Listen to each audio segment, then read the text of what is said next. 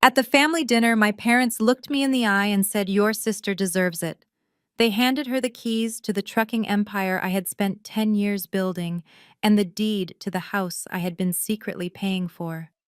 They gave her the money, the power, and the future, because she was the fragile one who needed a safety net, while I was the strong one who could survive the fall. 1 month later, my mother texted me in a panic saying the house payment is due and the bank is threatening to foreclose. I simply replied, "Not my house, not my bill." That was the moment I stopped being their safety net and started being their landlord. Before I tell you how I legally evicted my own parents and seized the family business for pennies on the dollar, please like this video and subscribe to the channel. If you have ever been punished for being the responsible one in a family of users, this story is for you. My name is Sophia, and I am 32 years old. For the last decade, I have served as the invisible backbone of Marcus Logistics, my father's trucking company in Seattle. The betrayal happened on a Tuesday night at the Prime Rib, an upscale steakhouse where the waiters wear tuxedos and the menu has no prices. We were celebrating my parents' 40th wedding anniversary. The air smelled of expensive cologne and aged beef, but all I could smell was the arrogance coming off my brother-in-law, Kyle. Kyle is 30 years old and has never held a job for longer than 6 months, but he speaks in buzzwords like synergy and disruption. He sat next to my younger sister, Jasmine, who was busy taking selfies with her oysters. I watched as Kyle waved the sommelier over and ordered a bottle of Cabernet Sauvignon that cost $500. I raised an eyebrow and checked my banking app instinctively. Kyle saw me and let out a loud laugh that turned heads at the neighboring tables. "Look at her, Jasmine." Sophia is checking her budget again. "Relax." Sophia put away the calculator. "I know you love your little coupons and savings plans, but tonight we are celebrating success. Try to enjoy the finer things for once without worrying about the cost." My mother, Linda, chimed in, patting Kyle's hand affectionately. "Leave her alone, Kyle. Sophia is just practical. She has always been the worker bee of the family. Not everyone has your vision for the big picture." I took a slow sip of my water to keep from screaming. Vision. That was what they called it. I called it delusion. They thought I was pinching pennies because I was struggling. They did not know that the reason I checked my phone was to approve a transfer of $200,000 to my private investment portfolio. They saw a woman in a plain black suit who drove a 5-year-old sedan. They had no idea I was the CFO of a major tech firm in the city and that I had been secretly funding the deficits of Marcus Logistics for 3 years just to keep my father from bankruptcy. My father, Marcus, tapped his fork against his wine glass, silencing the table. He stood up, adjusting his tie. He looked tired, but his eyes were shining with a manic sort of pride. "Family, I have an announcement. Your mother and I have been talking. We are tired. 40 years of grinding gears and managing drivers has taken its toll. I am officially retiring as CEO of Marcus Logistics effective immediately." My heart skipped a beat. Finally. I had been waiting for this. I had a binder in my bag with a restructuring plan that would save the company. I was ready to step up. I straightened my posture, ready to accept the torch. My father turned and looked directly at Kyle and Jasmine. "And that is why I have decided to hand over the reins to the next generation. Kyle, you have the energy and the modern vision we need. Jasmine, you are the heart of this family. As of tonight, I am transferring majority ownership and the CEO title to Kyle with Jasmine as his partner." The room seemed to spin. I stared at my father, waiting for the punchline. It did not come. Kyle puffed out his chest, looking like a rooster who had just won a fight he did not participate in. "Thank you, Marcus," Kyle said, his voice dripping with false humility. "I promise to disrupt the industry. We are going to pivot to AI-driven logistics and crypto integration." I felt the blood drain from my face. Crypto integration. The company barely had enough cash flow to pay for diesel fuel. "Dad," I said, my voice trembling with controlled rage, "you cannot be serious. Kyle does not know a bill of lading from a balance sheet." I have been running the finances for 10 years. I know every driver by name. I know the margins. My mother cut me off, her voice sharp and dismissive. Sophia, stop it, stop it. Do not be jealous. This is ugly. You have always been good at the background work, the numbers, the paperwork. That is your lane. Kyle is a leader. He is a man with big ideas. Besides, you have your own little job at that tech startup, don't you? You are fine. I looked at Jasmine. My sister, the golden child. She was beaming, looking at the diamond bracelet on her wrist, probably bought with the company credit card I would have to pay off later. It gets better, Jasmine squealed. Tell her the rest, Daddy. My father cleared his throat, avoiding my eyes. Right. Since your mother and I are moving to Florida to a retirement community, we decided there is no point in keeping the big house. It is too much maintenance. So we have signed the deed over to Jasmine and Kyle. They are going to start their family there. It is a wedding gift, a little late but well deserved. The silence that followed was deafening. The house, the 5-bedroom estate in the hills, the house where I paid the property taxes, the house where I paid for the new roof last winter, the house where I lived in the in-law suite in the basement. Mom, I said quietly, I live there. My mother waved her hand as if swatting away a fly. Oh, Sophia, that is the other thing. You are strong. You are a survivor. You have always been so independent. Jasmine is different. She is sensitive. She needs stability to start a family. You have that nice salary. You can find an apartment. Actually, we need you to move out by this weekend. Kyle wants to turn the basement into his home gym and meditation center. Kyle smirked at me, raising his $500 glass of wine. Yeah, Sophia. No hard feelings, right? We just need the space. Synergy starts at home, you know. Plus, I will need you to come into the office tomorrow to hand over the laptop and show me the passwords. I am thinking of firing the old accounting team and automating it, but I need you to do the transition first. Maybe I can keep you on as a consultant. At an intern rate, of course, until revenue picks up. I looked at them. Really looked at them. My father, who valued a white man's empty words over his black daughter's decade of labor. My mother, who weaponized my strength to justify her neglect.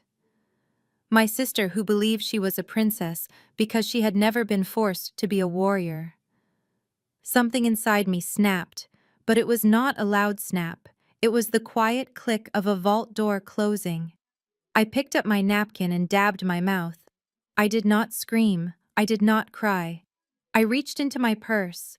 They thought I was reaching for my wallet to pay the bill as usual. Instead, I pulled out a set of keys and a heavy black security token, the kind used to authorize wire transfers. I placed them gently on the white tablecloth next to the untouched breadbasket. You are right, Mom. I said, my voice steady and cold. I am strong. And you are right, Dad. Kyle has a vision. I stood up, smoothing out the wrinkles in my suit. Here are the keys to the office. Here is the bank security token. The passwords are on a sticky note in the top drawer. As for the house, do not worry about me moving out this weekend. I will move out tonight. Jasmine laughed nervously. Oh, don't be dramatic, Sophia. You don't have to leave tonight. You can sleep on the couch if you want. No, I said, looking down at her. I insist. You deserve everything you are getting, Jasmine. All of it. The assets, the house, and especially the liabilities. I turned to my father. You signed the transfer papers already, right? It is legally done. Yes. My father said, puffing on a cigar. My lawyers handled it this morning. Kyle is the owner of record as of 5 p.m. today. Good.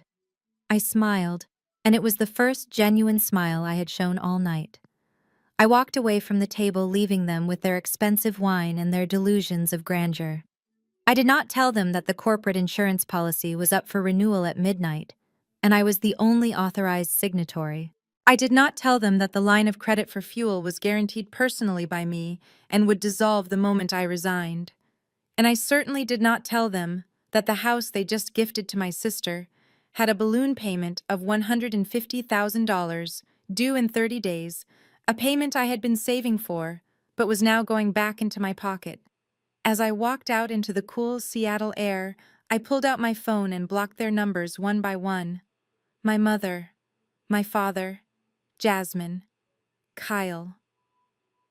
Then I called the luxury apartment complex downtown, the one with the penthouse overlooking the city. Hello, this is Sophia. I would like to sign the lease for the unit on the 42nd floor. Yes, the one for $6,000 a month. I can move in tonight. I got into my car and drove away from the restaurant. I did not look back. They wanted me to be a stranger. Fine. They were about to learn that a stranger does not pay the bills. The next morning, I walked into the office of Marcus Logistics at 7 o'clock sharp, just as I had done every single day for the past decade. The warehouse smelled of diesel and stale coffee, a scent that used to make me feel proud, but today it just smelled like a burning ship. I wasn't there to work. I was there to erase myself. I spent 3 hours quietly transferring my personal files off the server and shredding documents that contained my private notes on the company's fragile solvency. I wanted to leave them with exactly what they asked for: a clean slate. At 10:30, Kyle finally strolled in. He was wearing a pinstripe suit that was too tight across the shoulders and holding a venti latte. He didn't look like a man ready to work. He looked like a man ready to pose for a magazine cover. He walked past the dispatchers who were frantically trying to route a delayed shipment and came straight to my desk. He didn't say good morning. He just tossed a single stapled document onto my keyboard with a careless thud. Sign this, Sophia. I looked at the paper. It was a transfer of ownership agreement. I expected a 50-page document prepared by a corporate attorney. Instead, what lay before me was 3 pages of generic boilerplate text that looked like it had been downloaded from a free legal website. It was riddled with formatting errors and vague language. It transferred all assets, rights, and titles of Marcus Logistics to Kyle and Jasmine effectively immediately. It was the most reckless legal document I had ever seen. Kyle sat on the edge of my desk, encroaching on my personal space, looking down at me with a smirk that made my stomach turn. I know this is hard for you, Sophia, losing your little title and all, but I am a generous guy. I talked to Jasmine last night and we decided we want to help you transition. He took a sip of his coffee and leaned in closer. Once you sign this, I am willing to hire you back as an external consultant. You know, to help with the filing and the data entry. We can't pay you your old salary, obviously, since we are pivoting the company culture to be more lean and agile. But I can offer you $20 an hour. It is basically an internship rate. But think of the experience you will gain. You will get a front row seat to watch me disrupt the logistics industry. I can even mentor you on how to think like a CEO. I stared at him. $20 an hour. I was a chief financial officer who commanded a 6-figure salary in the tech world. I had single-handedly navigated this company through an audit that would have jailed my father. And this man who had never balanced a checkbook was offering to mentor me. The old Sophia would have argued. She would have pulled out spreadsheets and proven her worth. She would have screamed until her throat was raw, trying to make him understand that he was driving the car off a cliff. But the old Sophia died at that dinner table last night. The new Sophia realized that you cannot save people who are determined to drown. I picked up a pen. That sounds like a great opportunity, Kyle. I said, my voice completely flat, void of any sarcasm that he could detect. I just need to make sure the handover is official, so you can take full credit for everything that happens next. I flipped to the last page. There was a large blank space above the signature line. In my neat cursive handwriting, I added a single sentence. It looked like a standard administrative note. The recipient hereby assumes full legal, financial, and tax liability for all corporate entities and attached assets, effective immediately upon signing, without recourse to previous officers. Kyle didn't even read it. He was too busy texting someone, probably Jasmine, about how he had just handled me. I signed my name at the bottom. The ink was still wet when I pushed the paper back to him. Done. The company is yours, Kyle. He snatched the paper up and grinned. Great. Now hand over the office keys and the laptop. You can see yourself out. Oh, and Sophia, try not to look so gloomy. This is progress. I placed my keycard and the laptop on the desk. I stood up and smoothed out my skirt. Good luck, Kyle. You are going to need it. He laughed as I walked out the door. He had no idea that by signing that paper, he hadn't just taken ownership of the trucks. He had taken ownership of the $2 million debt that was attached to them. A debt that I had been shielding them from for years. I drove straight back to the house that was no longer mine. I spent the afternoon in the basement in-law suite packing my life into cardboard boxes. This apartment had been my sanctuary. I had paid for the renovation myself, installing soundproof walls so I could work late into the night without disturbing my parents. I had bought the furniture. I had painted the walls a soft sage green. Every corner of this room held a memory of my sacrifice. It was 6 in the evening when my mother Linda came down the stairs. She didn't knock. In 32 years, she had never learned to knock. She stood in the doorway, her arms crossed over her chest, looking at my progress with a critical eye. Are you almost done? Sophia. I didn't look up from the box I was taping shut. I am moving as fast as I can, Mom. I have a lot of things. Well, you need to hurry up. The contractors are coming tomorrow morning at 8 sharp. Kyle wants to start tearing down these walls immediately. I paused. My hands froze on the packing tape. Tearing down the walls? Yes. My mother said, stepping into the room and kicking a pile of my books aside to make space for herself. He is turning this basement into a home gym and a meditation center. He says the stress of being a CEO is going to be immense and he needs a place to decompress. He needs a sanctuary. I stood up slowly. A gym. He needs a gym more than your daughter needs a roof over her head. My mother sighed, the sound of a martyr who is tired of dealing with a difficult child. Oh, stop being so dramatic, Sophia.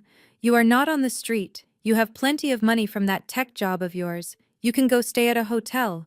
Or better yet, find a husband like your sister did and maybe you wouldn't be in this situation. We let you stay here because we pitied you, because you were single and alone, but now the house belongs to Jasmine and Kyle. It is their time to build a life. You are just holding on to the past. She looked around the room, shaking her head. Honestly, Sophia, you should be grateful. We gave you a place to stay for years. Now be a good sister and get out of their way. Kyle has a vision for this family. I looked at my mother. I really looked at her. I saw the lines around her mouth that used to soften when I paid for her vacations. I saw the eyes that used to light up when I bought her expensive gifts. Now those eyes were cold and hard. She didn't see a daughter, she saw an obstacle. I felt a strange sense of calm wash over me. It was the calm of someone who finally realizes the game is rigged and decides to stop playing. You are right, Mom, I said, picking up my purse. I shouldn't be here. I grabbed the handle of my suitcase. I will be out of your hair in 5 minutes. Good, my mother said, checking her watch. Make sure you leave the key under the mat. I walked past her to the door. When I reached the threshold, I turned back one last time. I am leaving, Mom. But just so you know, since I am no longer a resident, and this is now Kyle's sanctuary, I canceled the internet, the cable, and the electricity account. All of them were in my name. My mother's eyes widened. What? You can't do that. How will we watch TV tonight? How will Kyle work? I smiled. It was a cold, sharp smile. I don't know, Mom. Maybe Kyle can use his vision to generate electricity. I walked out of the basement door and into the cool evening air. I heard my mother shouting my name, but I didn't stop. I got into my car and backed out of the driveway. As I turned onto the main road, I looked in my rearview mirror. The lights of the house flickered once, twice, and then went completely black. I drove toward the city, toward my penthouse, toward my future. My phone buzzed on the passenger seat. It was a text from Kyle. Hey, the power just went out. Did you do something? Fix it, now. I picked up the phone and typed 2 words. New phone. Then I tossed the phone onto the seat and accelerated onto the highway. The bridge was burned. Now I just had to wait for them to realize they were standing on the wrong side of the fire. But I need to take you back to the 30 minutes before I started that engine because that was when the real theft happened.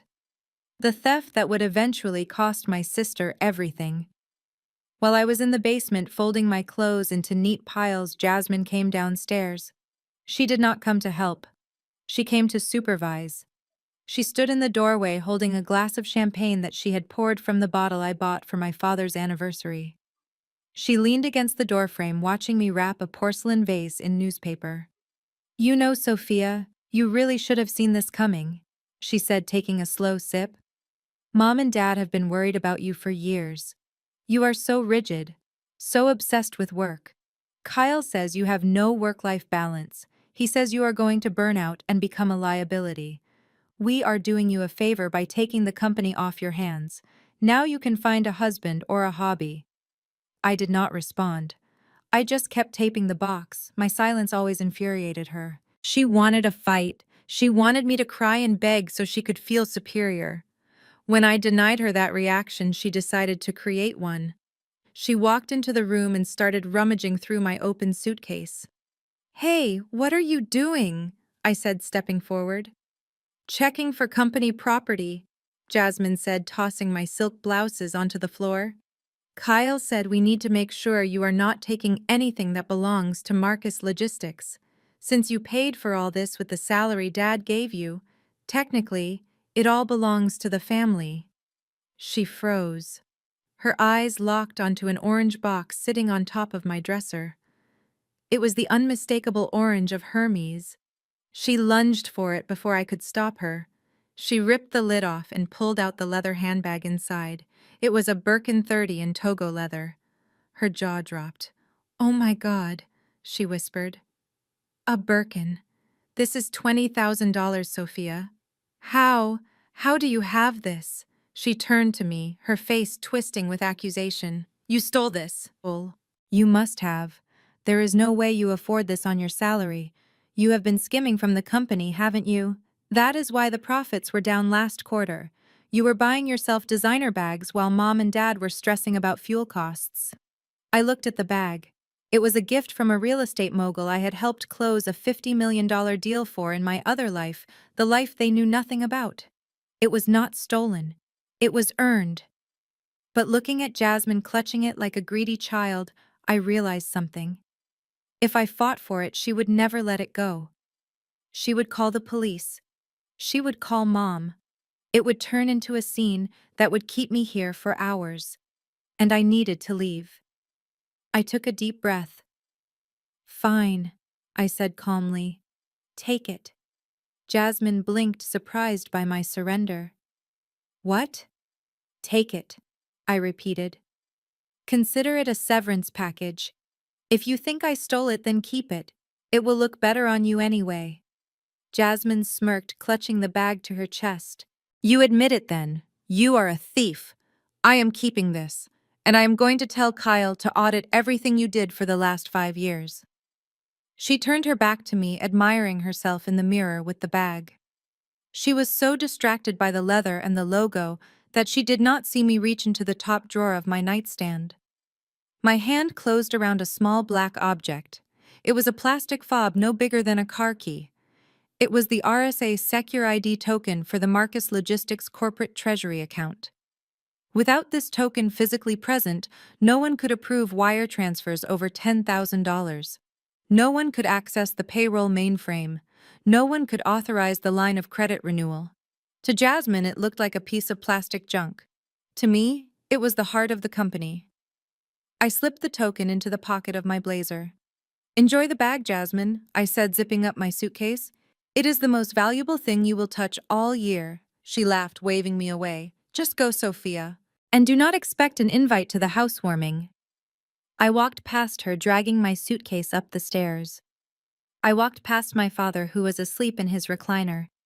I walked out the front door and down the driveway to my car. Now we are back to the moment I drove away. But I did not drive to a motel. I did not drive to a friend's couch. I drove toward the skyline of downtown Seattle. The city lights were glowing against the dark water of the Puget Sound. I merged onto the highway and felt the tension in my shoulders begin to loosen. For 10 years, I had played the role of the dutiful daughter. I had driven a modest sedan. I had worn sensible suits. I had lived in a basement.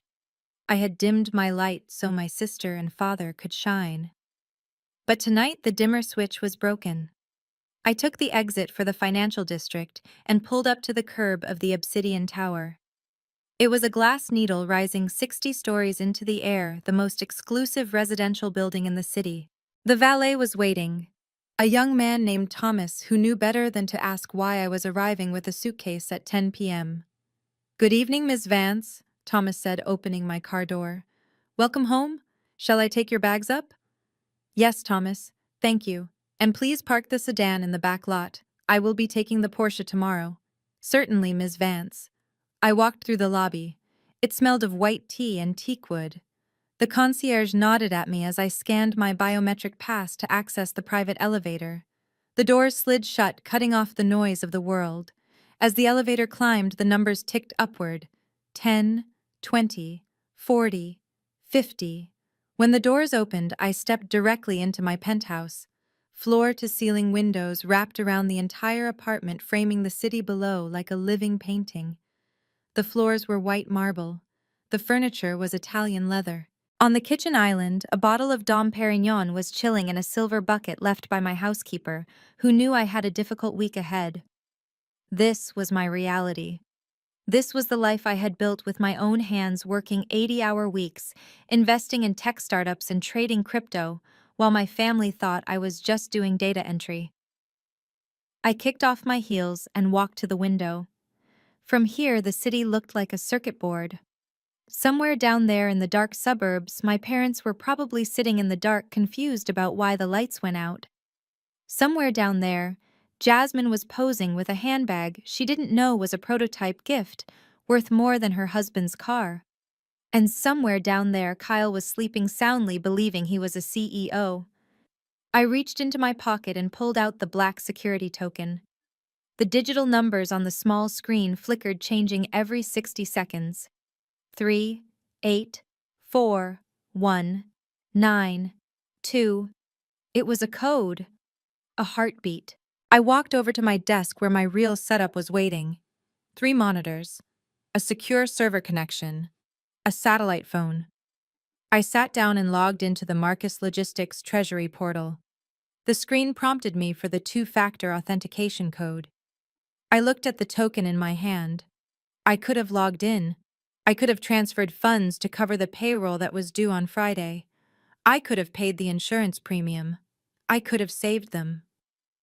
Instead, I opened the drawer of my mahogany desk and dropped the token inside.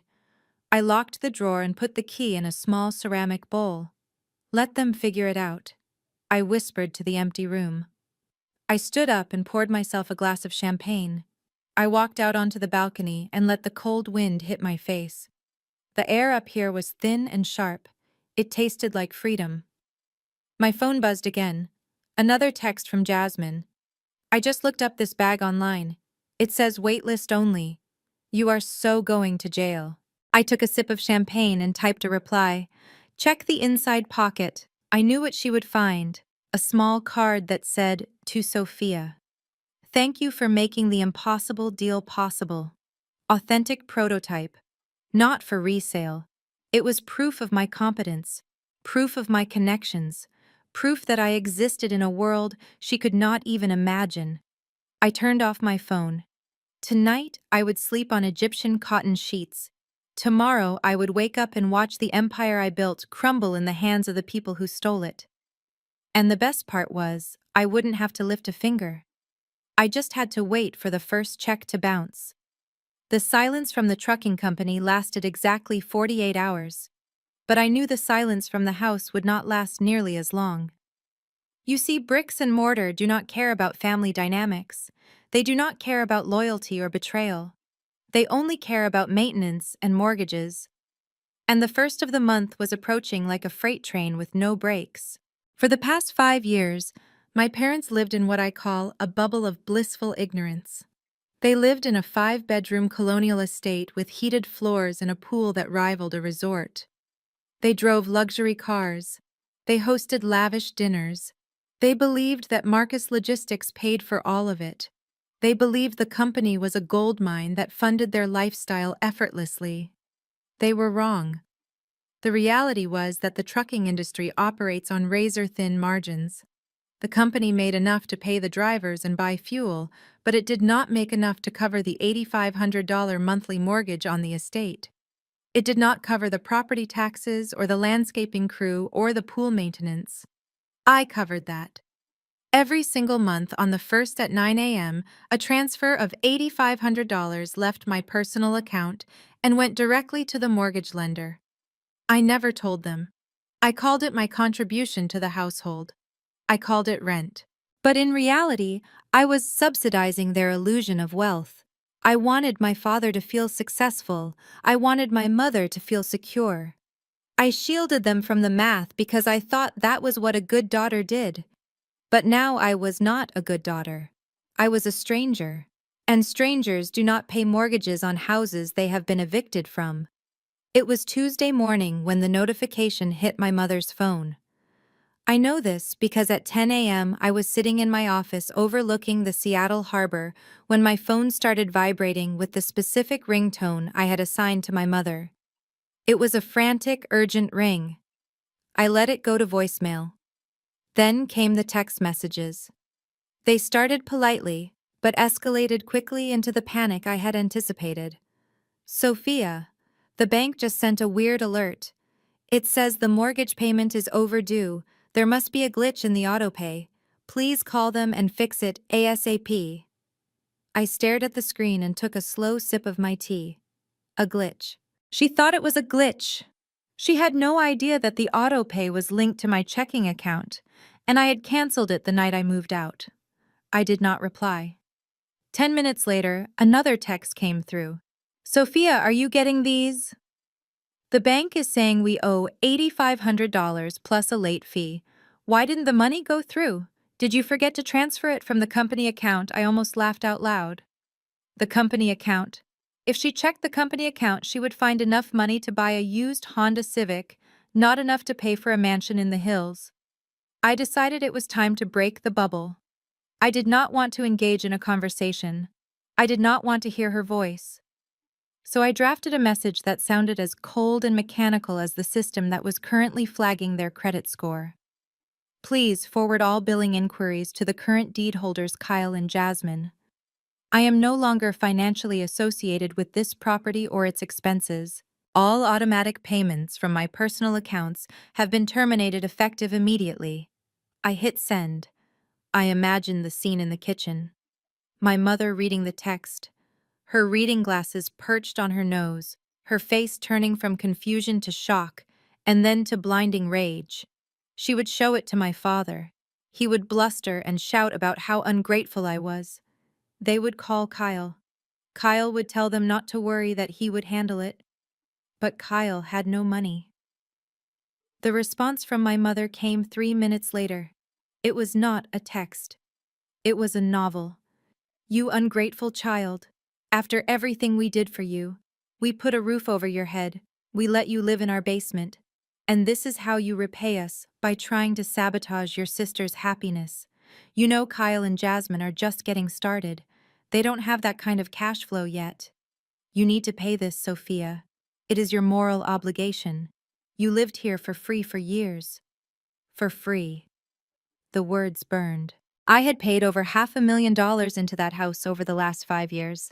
I had paid for the roof. I had paid for the new boiler. I had paid for the very phone she was texting me on. And now she was rewriting history to make me the freeloader. I blocked her number. But blocking her number did not stop her rage. It just redirected it.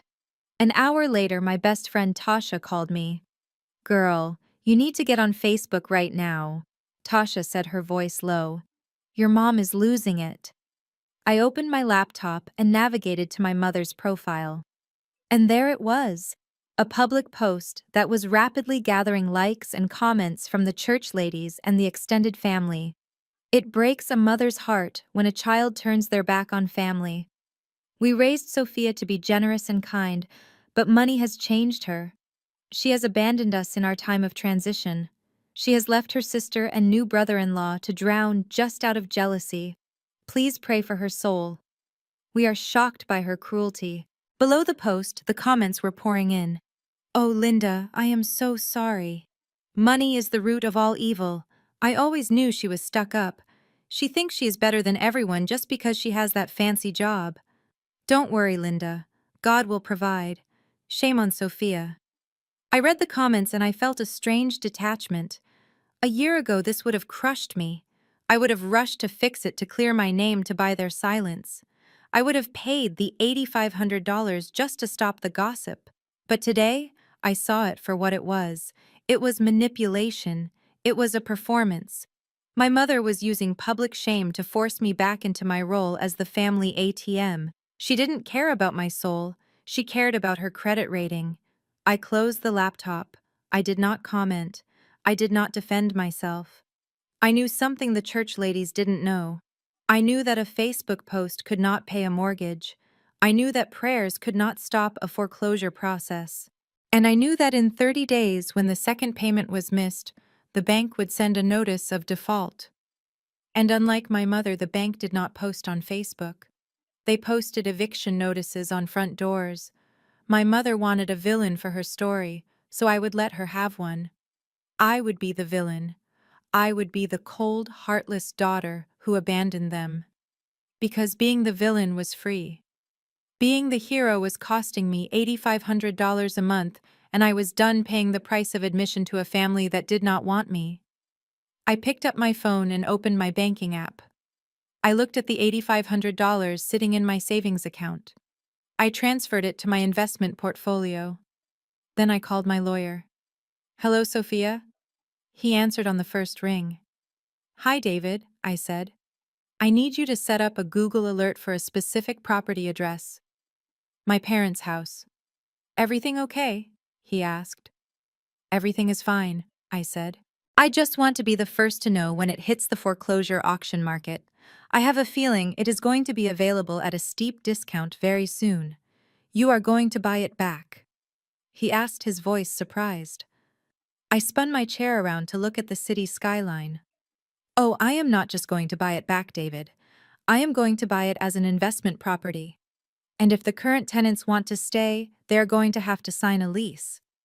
And I can promise you the rent will not be free. I hung up the phone. The war had moved from the warehouse to the living room. They wanted to play house. Fine. I would let them play. But they were about to learn that in the real world, you have to pay to play. And the landlord was done being generous. Saturday night arrived, and with it came the event that Jasmine had been planning since the moment the deed touched her hand. She called it the New Era housewarming, but everyone in our social circle knew it was really her coronation ceremony. She invited every B-list influencer in Seattle along with the few remaining business partners who hadn't yet realized that Marcus Logistics was a sinking ship. I was not invited, of course, but in the age of social media, you do not need an invitation to witness a disaster. You just need a burner account and a bowl of popcorn. I sat in my penthouse, wrapped in a cashmere throw, scrolling through the Instagram stories of the guests who were arriving at my former home. Jasmine looked stunning, I will give her that. She was wearing a gold sequined gown that probably cost more than the current balance of the company operating account. Kyle was by her side, playing the part of the magnanimous host, holding a glass of champagne and pointing at the architectural features of the house, as if he had designed them himself. The caption on Jasmine's first post read, "Blessed to welcome you all to our sanctuary. Hard work pays off." I snorted. Hard work. The only thing Jasmine had worked hard on was her makeup. The first crack in the facade appeared around 8 p.m. The party was supposed to move from the foyer to the expansive backyard patio, where the heated swimming pool was the centerpiece. For years, that pool had been my pride and joy. I had hired a specialized maintenance crew to come twice a week to balance the chemicals and scrub the tiles. It was a pristine turquoise jewel that glowed at night. But I had canceled that contract on Tuesday. I watched a live stream from one of Jasmine's friends, a girl named Chloe, who was walking toward the sliding glass doors with her phone held high. Guys, look at this view. The pool is going to be amazing. Chloe slid the door open and stepped out. Then she stopped. The camera shook. Wait. Is it supposed to look like that? The camera panned down. The pool was not turquoise. It was not glowing. In just 5 days of neglect, coupled with a broken filter pump that I used to pay to service the water, had turned a thick, murky swamp green. Algae had bloomed with aggressive speed, covering the surface in a layer of slime. Dead leaves floated in the corners. It smelled less like a luxury resort and more like a stagnant pond. In the background, I heard Jasmine's voice shrill and panicked. No, no, do not go out there. The pool it is undergoing an eco-friendly treatment. It is a natural algae mask for the tiles. We are being sustainable. Chloe turned the camera back to herself, looking confused. Okay, well, it smells like old eggs out here, so let's go back inside. I laughed so hard I nearly spilled my tea. An eco-friendly treatment. Jasmine was quick on her feet, I would give her that, but you cannot spin a swamp. The guests crowded back inside the living room, trying to ignore the smell wafting in from the patio. The music was turned up louder. The champagne flowed faster. Jasmine was desperate to regain control of the narrative. She corralled everyone into the great room, the vaulted space with the 20-foot ceilings, where the family art collection hung. This was her moment to show off the culture, to prove that she and Kyle were not just rich but sophisticated. But the house had one more surprise for them. At 9:15, exactly, the music cut out. The crystal chandelier overhead flickered once, twice, and then died. The recessed lighting plunged into darkness. The hum of the refrigerator stopped. The house went completely silent and pitch black. Screams erupted from the influencers. Phone flashlights turned on, creating chaotic beams of light slicing through the dark. What happened? Did a fuse blow? Is it a power outage in the neighborhood? I checked the Seattle City light outage map on my laptop. The rest of the neighborhood was green. Only one address was marked in red. My parents' house. Kyle had apparently forgotten that the electric bill was not automatic. It was a manual payment. And when the account holder name changes, the utility company requires a deposit and a new billing setup immediately. If you ignore their emails, they cut the cord. I watched on the live stream as Kyle shouted over the confusion. Everyone stay calm, it is just a breaker. Too much high-voltage equipment for the DJ. I will go flip it. Jasmine, get the candles. It will be romantic. It was not romantic. It was humiliating. The temperature in the house began to drop as the heating system shut down. Jasmine scrambled to light the expensive scented candles I had left behind, trying to create an ambiance that didn't scream failure. To salvage the mood, Jasmine gathered everyone around the fireplace. She decided to give an impromptu art tour by candlelight. She wanted to distract them from the fact that they were standing in a cold, dark house with a swamp in the backyard. And this, Jasmine said, gesturing to the large canvas hanging above the mantel, is the crown jewel of our collection. It is an original Basquiat sketch that has been in the family for years. My sister Sophia never appreciated art, but Kyle and I know its true value. We are thinking of loaning it to a museum. The phone flashlights converged on the painting. Standing in the front row was a man named Julian. I knew Julian. He was an art appraiser for a gallery downtown and a friend of one of the guests. He wasn't there to be polite. He was there to judge. Julian stepped closer, squinting in the dim light. He tilted his head. He reached out a hand, not touching the canvas, but hovering close enough to see the texture. Jasmine, Julian said, his voice cutting through the murmurs. Where did you say this came from? It is an heirloom, Jasmine said, holding her chin high. Why? Julian laughed. It wasn't a nice laugh. Honey, this isn't a Basquiat. This is a poster. Look at the corner. You can see the pixelation from the print job. And here at the bottom it says Museum of Modern Art Gift Shop 2015. The room went deadly silent. Jasmine's face went pale in the candlelight. That is impossible. It hung here for years. Sophia bought it at auction for $50,000. I saw the receipt. Well, Julian drawled, turning to face the crowd. Then your sister Sophia took the $50,000 painting and left you with the $20 gift shop replacement, because this is worth less than the frame it is sitting in. Jasmine stared at the painting. She touched the canvas. It was smooth, too smooth. There was no texture of paint. It was just paper behind glass. She realized it then. She realized that when I packed my boxes, I didn't just pack my clothes, I packed my assets. I had bought that painting with my own bonus check 3 years ago. It was legally mine. Before I left, I had swapped it with a print I bought online just to fill the empty space on the wall. I didn't do it to be cruel. I did it because it was mine. But in that moment, in the flickering candlelight surrounded by people laughing behind their hands, Jasmine didn't see it as property rights. She saw it as the ultimate betrayal.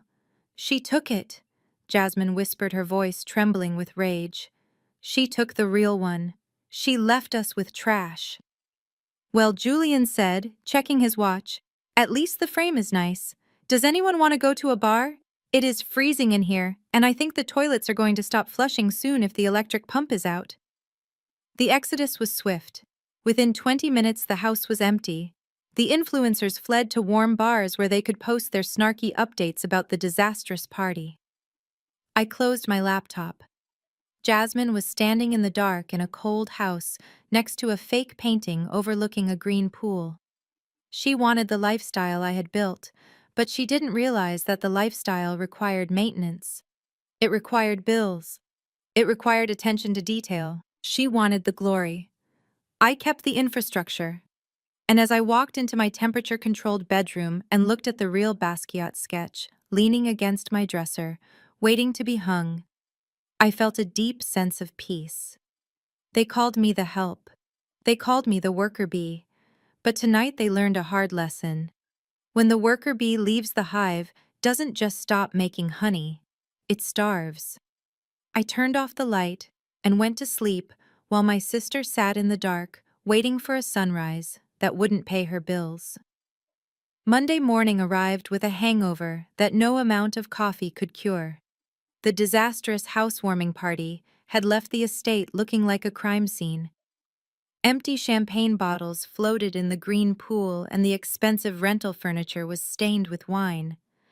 But the real crime scene was about to be discovered at the office of Marcus Logistics. I was sitting in my corner office at the investment firm, reviewing a portfolio, when my phone alerted me to a status change on a government monitoring site. You see, when you spend a decade as a CFO, you learn that the most dangerous enemies do not carry guns. They carry clipboards and calculators. I had set up an alert for any federal liens or notices filed against my family's company tax ID. I did it for my own protection, to ensure my name was fully disassociated from their inevitable crash. At 10 a.m., the alert turned red. The Internal Revenue Service had officially flagged Marcus Logistics for an immediate audit and penalty assessment.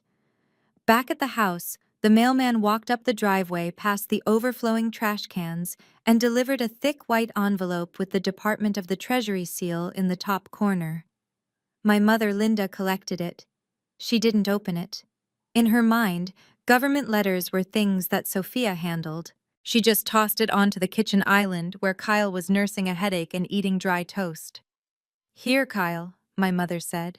"It looks official, probably just the renewal for the business license." Kyle picked up the envelope. It was heavy. He tore it open with a butter knife, his hands shaking slightly from the stress of the weekend. He pulled out a stack of papers stapled together.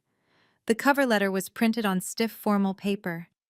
I wasn't there, but I know exactly what happened next, because my father's blood pressure monitor logs, which were linked to the family cloud account that I still had access to, showed a spike that nearly broke the machine at exactly 10:15. Kyle read the first line. Notice of penalty for failure to file and intent to levy. He blinked. He rubbed his eyes. He read it again. Dear taxpayer, Our records indicate a significant discrepancy in your quarterly payroll tax filing. Furthermore, deductions claimed for personal real estate improvements have been flagged as fraudulent. You are hereby assessed a penalty of $150,000 due within 10 days. Failure to remit payment will result in the immediate freezing of all associated assets. Kyle dropped the letter. It fluttered to the floor, landing face up near my father's feet. My father Marcus had walked into the kitchen looking for coffee.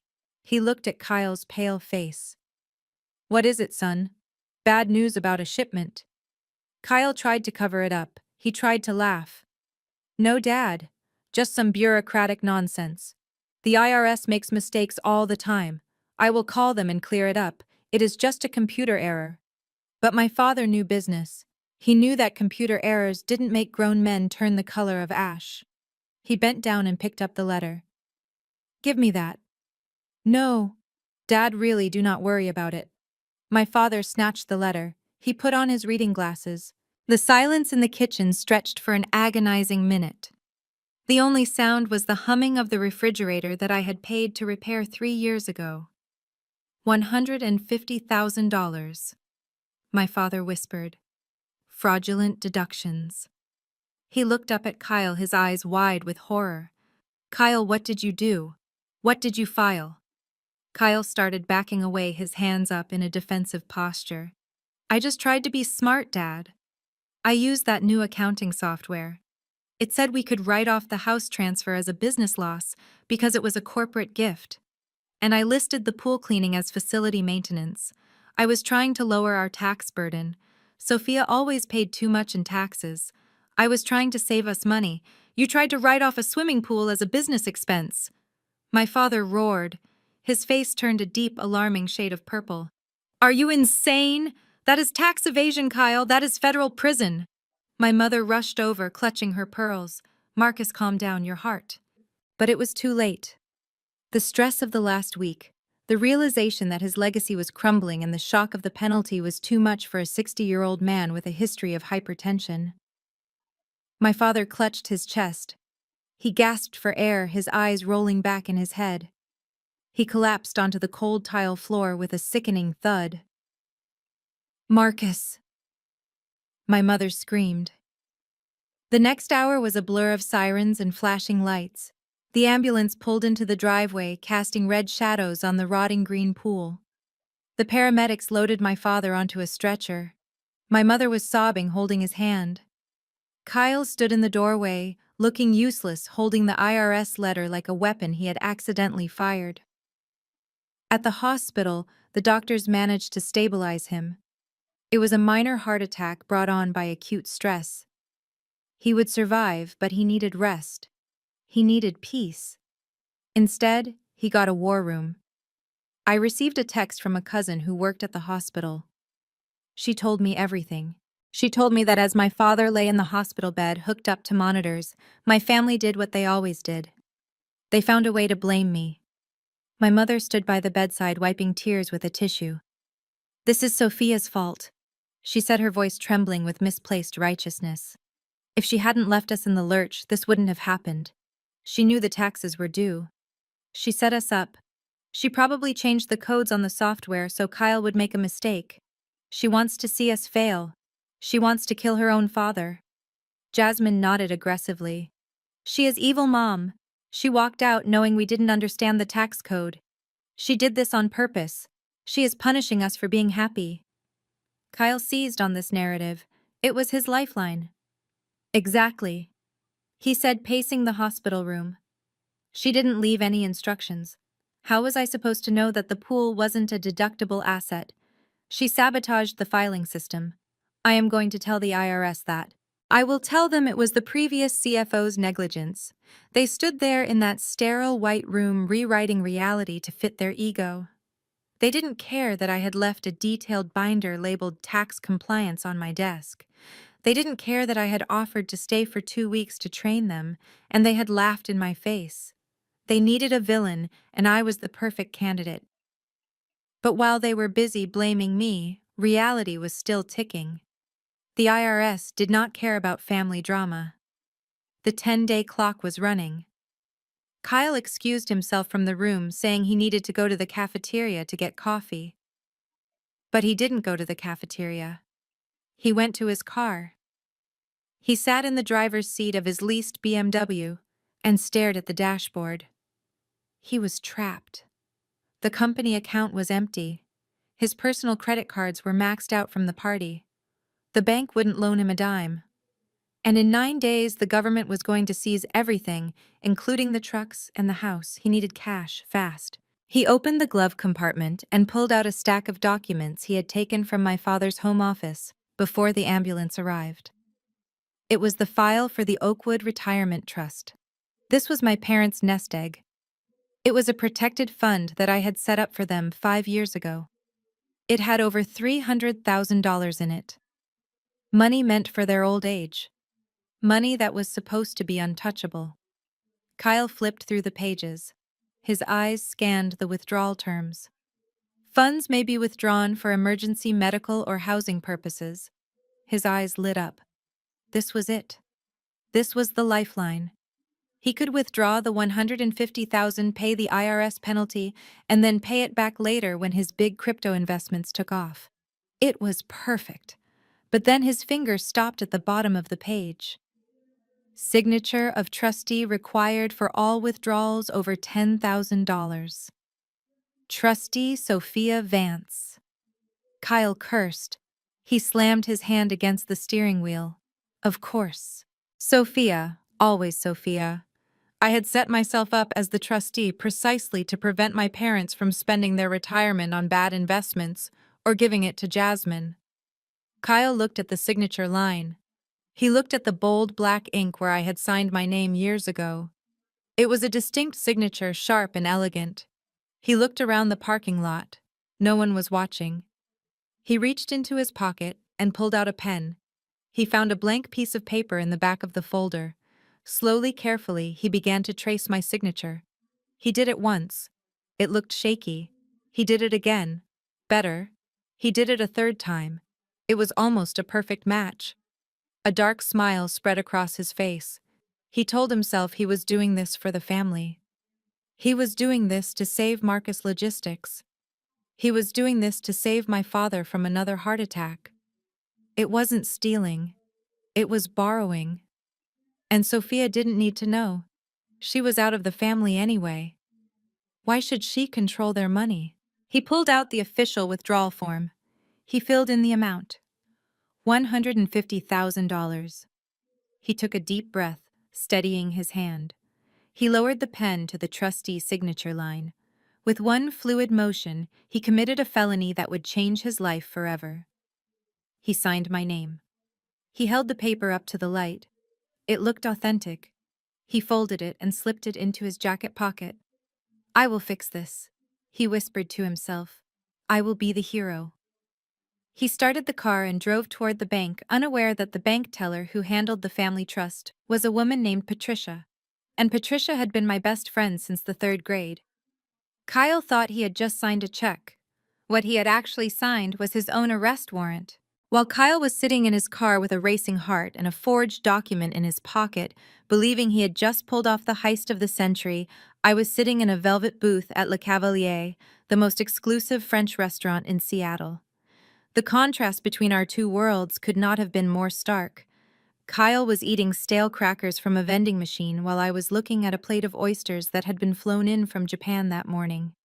Across the table from me sat Damon.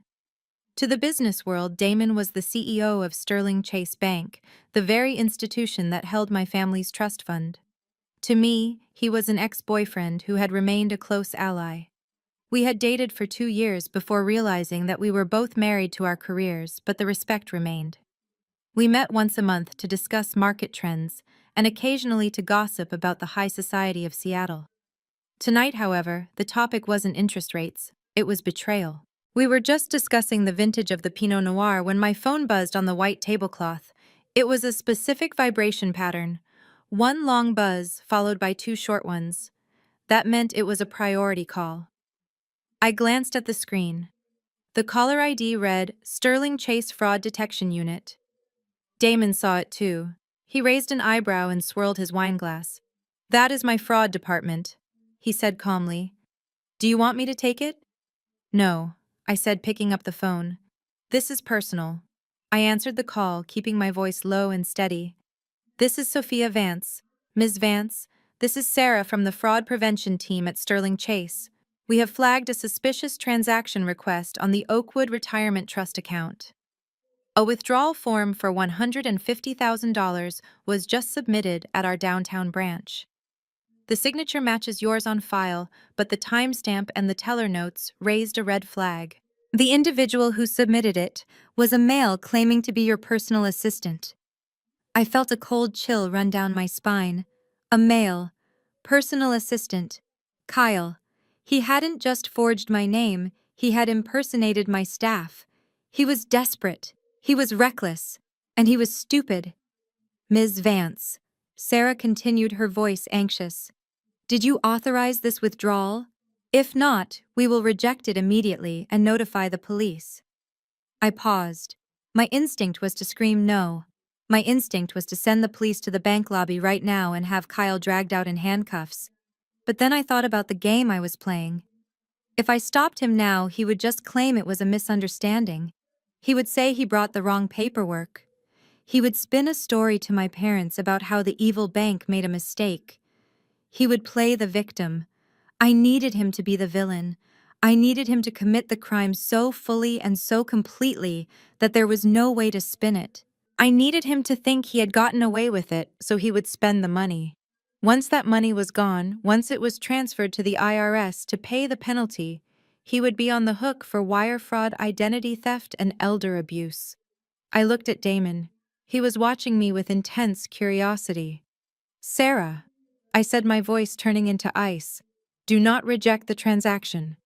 There was a silence on the other end of the line. I am sorry, Ms. Vance. You want me to approve it? No, I said. I want you to mark it as pending. Put a 24-hour hold on the funds for administrative review, but tell the individual that it has been processed. Give him a receipt. Let him walk out of the bank believing the money is on its way. But Ms. Vance, if we do that, the funds will be in limbo. Why would you want to delay reporting a crime? Because Sarah, I said, looking directly into Damon's eyes. I want to see what he does next. I need him to think he won. Keep it pending until tomorrow morning, then call me. I hung up the phone. Damon put down his wine glass. He leaned forward, his expression serious. Sophia, you just told my fraud department to override a safety protocol. Who is trying to drain the trust fund? I took a sip of my wine. The liquid was cool, but it didn't soothe the fire in my chest. It was Kyle. Damon shook his head, letting out a low whistle. The brother-in-law. The one who thinks he is the next Elon Musk. He forged your signature. He did, I said. And if I stop him now, he will just try something else. He will try to get my father to sign something while he is medicated. He will try to sell the trucks on the black market. I need to trap him, Damon. I need him to hang himself with his own rope. Damon nodded slowly. He understood the strategy. He dealt with white-collar criminals every day. He knew that the most effective way to catch a thief was to let him hold the bag. So, what is the plan? Damon asked.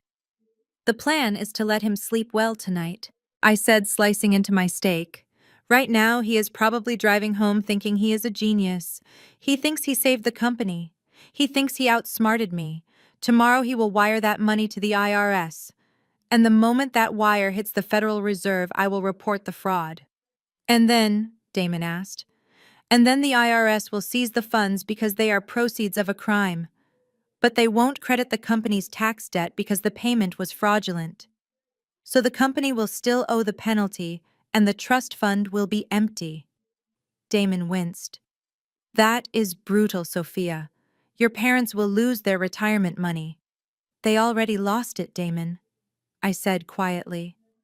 They lost it the day they handed the keys to a man who thinks rules are optional. If I save the money now, they will just give it to him next week legally. I have to let it burn. I have to let them see the ash so they finally understand that fire is dangerous. We ate in silence for a few minutes. The clinking of silverware against china sounded loud in the quiet restaurant. You know, Damon said, wiping his mouth with a linen napkin. I can have the security team pull the footage from the branch. We have him on 4K video handing the slip to the teller. We have the IP address of the device he used to check the balance 5 minutes before walking in. We have everything. Keep it, I said. Send a copy to my personal lawyer. Do not send it to the police yet. I want to deliver it myself. Damon reached across the table and covered my hand with his. His skin was warm, and for a second I allowed myself to feel the comfort of having someone on my side. You are playing a dangerous game, Sophia. If this goes wrong, if he spends that money on something else, you might never see it again. I turned my hand over and squeezed his fingers. I know the risk, Damon, but this isn't about the money anymore. It costs $150,000 to expose a snake. That is a bargain. My phone buzzed again. It was a notification from the bank app. Not the fraud alert this time, but a standard update. Transaction, pending Oakwood Trust, withdrawal, status processing. I smiled. It was the same notification Kyle was seeing on his phone right now. Somewhere in the suburbs, Kyle was probably walking into the house acting like a hero. He was probably telling my mother that he fixed the tax problem. He was probably pouring himself a drink from my father's liquor cabinet, celebrating his ingenuity. He had 24 hours of false victory. 24 hours to dig his grave a little deeper. I signaled the waiter for the check. Put it on the corporate card, Damon, I said with a smirk. After all, I am helping the bank catch a criminal. I think I deserve a free dinner. Damon laughed and signed the bill. Remind me never to cross you, Sophia. You are terrifying. I stood up and put on my coat. I am not terrifying, Damon. I am just tired of being the victim. I walked out of the restaurant into the cool night air. The city felt different tonight. It felt like a chessboard, and for the first time in weeks I knew exactly where the king was going to fall. The countdown had begun. Tick-tock, Kyle. Tick-tock. The lobby of the Obsidian Tower is designed to feel like a sanctuary, a place of hushed tones and polished marble, where the chaos of the city is left at the revolving doors. It smells of white tea and money. But on Tuesday afternoon, that sanctuary was shattered by the one sound that had haunted my childhood, the sound of my mother screaming. I was upstairs in my penthouse, reviewing the digital file of the pending wire transfer that Kyle had initiated when my intercom buzzed. It was Thomas, the concierge. His voice, usually calm and professional, sounded strained. Miss Vance, I am terribly sorry to disturb you, but there are 2 women down here demanding to see you. One of them is claiming to be your mother. She is causing quite a scene. I have told them you are unavailable, but they are refusing to leave. They are threatening to call the press. I looked at the monitor. There they were. My mother Linda and my sister Jasmine standing in the center of the pristine lobby like 2 hurricanes. My mother was wearing her church hat, which she always wore when she wanted to project authority, and Jasmine was live-streaming the entire tantrum on her phone. I sighed. I knew this moment would come. They were desperate. The IRS letter had spooked them, and instead of looking for a solution, they were looking for a scapegoat. They wanted to drag me back into their mess. They wanted to shame me into submission. I pressed the talk button.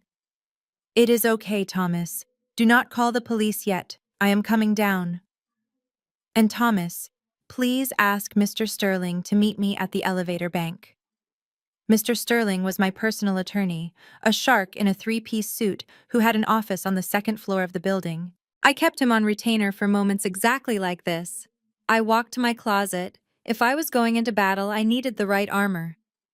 I chose a structured cream suit from Alexander McQueen. It was tailored to perfection, sharp enough to cut glass. I added a pair of diamond stud earrings that caught the light and slipped on my Louboutin heels. I checked my reflection. I did not look like the daughter who lived in the basement. I looked like the woman who owned the building. The elevator ride down took 40 seconds. 40 seconds to compose my face into a mask of absolute indifference. When the doors slid open, the noise hit me instantly. You cannot keep me from my daughter. My mother was shrieking at Thomas, pointing a manicured finger in his face. She is hiding in there. She abandoned her father in a hospital bed. She is a monster. Jasmine was panning her phone around the lobby, narrating to her followers. Guys, look at this place. This is where she is hiding while our dad is fighting for his life. She is so selfish. Then they saw me. The elevator doors opened, and I stepped out, flanked by Mr. Sterling, who was holding a thick manila envelope. The click of my heels on the marble floor echoed through the cavernous space. Sophia, my mother yelled, lunging forward. Mr. Sterling stepped in front of me, holding up a hand. Step back, Mrs. Vance. Keep a distance of at least 10 feet. My mother stopped, skidding to a halt. She looked at Mr. Sterling, then at me. Her eyes were red-rimmed and wild. Sophia, she gasped. How can you be so cold? Your father is in the cardiac unit. He almost died yesterday because of the stress you caused. And you are here, in this palace, ignoring our calls. She took a step closer, ignoring the lawyer. We need money, Sophia. The IRS made a mistake. They want $150,000. We know you have it. We know you have a savings account. You need to give it to us. It is for your father. Do you want him to die? Do you want to be responsible for his death? I looked at her. I looked at the woman who had kicked me out of my home less than a week ago. I looked at the sister who had stolen my handbag. I am not responsible for his health, Mother. I said, my voice calm and steady. And I am certainly not responsible for his taxes. Kyle is the CEO. Taxes are his job. Jasmine chimed in, lowering her phone but keeping the camera lens pointed at me. Kyle is doing his best. He is stressed out. You set him up. You didn't teach him how to file properly. This is your fault. Stop being a bitch and just write the check. Mr. Sterling cleared his throat. He extended the manila envelope toward my mother. Ms. Jasmine Vance. Mrs. Linda Vance. This is for you. My mother swatted the envelope away. I do not want your letters. I want my daughter to come home and fix this. You should take it, I said. It is a restraining order. My mother froze. The lobby went silent. Even Jasmine stopped filming for a second. A what? My mother whispered. A restraining order, I repeated. It details the harassment, the trespassing, and the slander you have posted online. It bars you from coming within 500 feet of my residence or my place of work. It bars you from contacting me via phone, email, or social media. If you violate it, I will have you arrested. My mother stared at me, her mouth opening and closing like a fish. She couldn't process it. In her world, children did not serve legal papers to their parents. Children obeyed. Then her eyes shifted. The shock began to fade, replaced by something else. She began to really look at me. She looked at the McQueen suit. She looked at the diamond earrings. She looked at the gold watch on my wrist. She looked around the lobby at the crystal chandeliers and the velvet sofas. She had always thought I was struggling. She thought I was the poor practical sister who saved coupons. But looking at me now, standing in a building where the rent for a studio apartment cost more than her mortgage, the math finally started to click in her head. But it clicked wrong. Her face twisted into a mask of pure venom. Where did you get that suit, Sophia? I raised an eyebrow. Excuse me. That suit, my mother hissed, pointing at me. And those shoes. And this building. How do you live here? How do you afford this? We paid you a salary, but it wasn't enough for this, not even close. She took a step forward, shaking with rage. You stole it. That is what you did. You have been stealing from the company for years, haven't you? That is why the profits were always low. That is why we never had enough cash. You were skimming off the top. You were building your own little empire while we struggled to pay the bills. Jasmine gasped, clutching her chest theatrically. Oh my God, Mom, you are right. Look at her. She looks like a millionaire. That is our money. That is why the IRS is auditing us. She took the money and left us with the tax bill. I felt a laugh bubbling up in my chest. It was a dark, bitter laugh. They were so predictable. They couldn't conceive of a world where I was successful on my own merit. If I had money, it had to be stolen from them because in their minds they were the center of the universe. I took a step closer to my mother, ignoring Mr. Sterling's warning gesture. I wanted her to hear this. You think I stole from Marcus Logistics? I asked, my voice dropping to a whisper. Mother, Marcus Logistics hasn't made a real profit since 2015. I didn't steal from the company. I subsidized it. Liar, my mother screamed. You are a thief. You are a liar and a thief. I am going to tell the police. I am going to tell everyone. You are wearing my money. Take it off. She reached out, trying to grab the lapel of my jacket. Thomas, the security guard, stepped in immediately, blocking her with his broad chest. Ma'am, that is enough. You need to leave the premises immediately, or I will call the police to enforce the order. My mother struggled against him, screaming obscenities. Jasmine was back to filming, shouting into her phone. You guys are seeing this, right? My sister the thief kicking her own mother out. This is abuse. I turned my back on them. I walked toward the elevator. Sophia, my mother screamed. Don't you walk away from me. I gave birth to you. You owe me. You owe us everything. I pressed the call button. The doors opened smoothly. I stepped inside and turned around to face the lobby one last time. I watched as Thomas escorted them toward the revolving doors. My mother looked small and pathetic, screaming at a glass wall. I looked at Mr. Sterling. He was adjusting his tie, looking slightly shaken. Well, he said. That went about as well as expected. I nodded. They think I stole the money, I said quietly. Let them think it, Mr. Sterling said. Delusion is a powerful drug, Sophia, but it doesn't hold up in court, and it certainly doesn't pay the IRS. The doors closed, shutting out the noise. I leaned my head back against the cool metal wall. They had accused me of the one thing I had never done. I had never taken a dime from them. But tomorrow, when the bank opened and Kyle's forged withdrawal went through, they would finally know what real theft looked like. And they wouldn't be able to blame me, because the signature on the check would be a forgery, and the man cashing it would be their beloved son-in-law. I went back up to my penthouse. I took off the armor. I poured a glass of water. Then I called Damon at the bank. Approve the pending transaction, I said. Let the money go. Are you sure? Damon asked. I am sure, I said. My mother just accused me of being a thief. I think it is time she met a real one. Wednesday morning arrived with a heavy gray sky that matched the mood inside the offices of Marcus Logistics.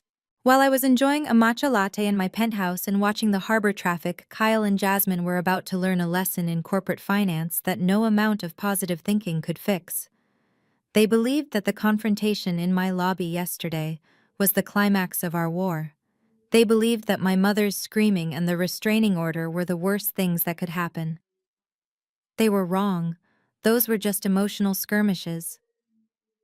The real nuclear strike was sitting in a leather satchel carried by a courier from Sterling Chase Bank, who was currently stuck in traffic on I-5. To understand what was about to happen, you have to understand how my father built his business. He didn't build it with cash, he built it with credit. For the last decade, Marcus Logistics operated on a revolving line of credit worth $2 million. This money bought the trucks, paid for the fuel during the slow months, and covered the insurance premiums.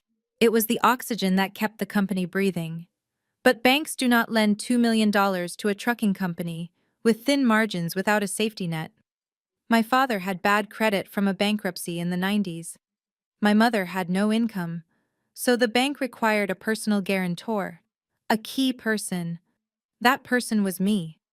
My solid credit score, my assets, and my reputation as the CFO were the collateral that secured that loan. The contract had a very specific clause on page 42 called the key person provision. It stated that if Sophia Vance ceased to be an active officer of the corporation, or if she withdrew her personal guarantee, the entire loan balance would become due and payable immediately. Not in 30 days, not in a year. Immediately. When I left the office on that first night, I didn't just take my plants and my stapler. I sent a certified letter to the bank formally notifying them of my resignation and the withdrawal of my guarantee. I gave the bank exactly 1 week to process the paperwork. That week ended this morning. I watched the security feed from the office. Kyle was sitting at my old desk, looking like a man who had not slept in days. He was frantically refreshing the company bank account, waiting for the $150,000 he had stolen from the trust fund to clear so he could pay the IRS. Jasmine was sitting on the visitor sofa scrolling through real estate listings for vacation homes, completely oblivious to the fact that they were technically insolvent. "We just need to get through this week, babe," Kyle said, rubbing his temples. "Once the tax thing is paid, we can focus on growth. I have a meeting with a new client next Tuesday. We are going to turn this around." Jasmine nodded, not really listening. "I was thinking we should redecorate this office," she said, looking around. "It is so drab. Maybe some modern art. And we need to get rid of Sophia's old chair. It has bad energy." Before Kyle could respond, the door opened. It wasn't a client. It wasn't a driver. It was a man in a sharp charcoal suit holding a red folder. He didn't wait to be invited in. He walked straight to the desk and placed the folder in front of Kyle. "Mr. Kyle Miller?" the man asked. "Yes. Who are you?" "I am the legal representative for the commercial lending division of Sterling Chase Bank. This is a formal notice of default and acceleration." Kyle laughed nervously. A nervous laugh was becoming his signature sound. "Default? What are you talking about? We pay the interest every month. Look, I know things are a little tight right now, but the payment isn't late." The man didn't smile. He didn't blink. "This has nothing to do with the monthly payment, sir. This is a call on the loan principal." Kyle stared at him. "A call on the what?" "Please read the document." Kyle opened the red folder. His eyes scanned the legal jargon. I could see the moment his brain stopped working. "Pursuant to the Key Person Clause Section 42, Paragraph B, regarding the departure of Guarantor Sophia Vance, Sterling Chase Bank hereby exercises its right to call the outstanding line of credit. The full principal balance of $2,140,000 is due immediately." Kyle looked up. His face was the color of old paper. "$2 million, he whispered. "You want $2 million. Now." "Correct," the man said. "If the funds are not wired by close of business tomorrow, the bank will move to seize all collateral assets. This includes the fleet of 18 trucks, the warehouse property, and all receivables. Furthermore, since the loan was secured by the personal assets of the guarantor and the primary shareholders, we will be placing liens on any associated real estate." Jasmine stood up. She dropped her phone. "Wait," she said, her voice shrill. "What do you mean, assets? What real estate?" The man turned to her. "The company is the primary borrower, ma'am, but the loan is cross-collateralized. If the company cannot pay, we take the trucks. If the trucks do not cover the debt, we look to the guarantors. However, since Ms. Vance has exited the agreement, the debt falls solely on the current owners of record." He looked at Kyle. "That would be you, Mr. Miller. And you, Mrs. Miller. As you signed the transfer of ownership documents last week, you assumed all corporate liabilities." Kyle slumped back in my chair. The chair with the bad energy.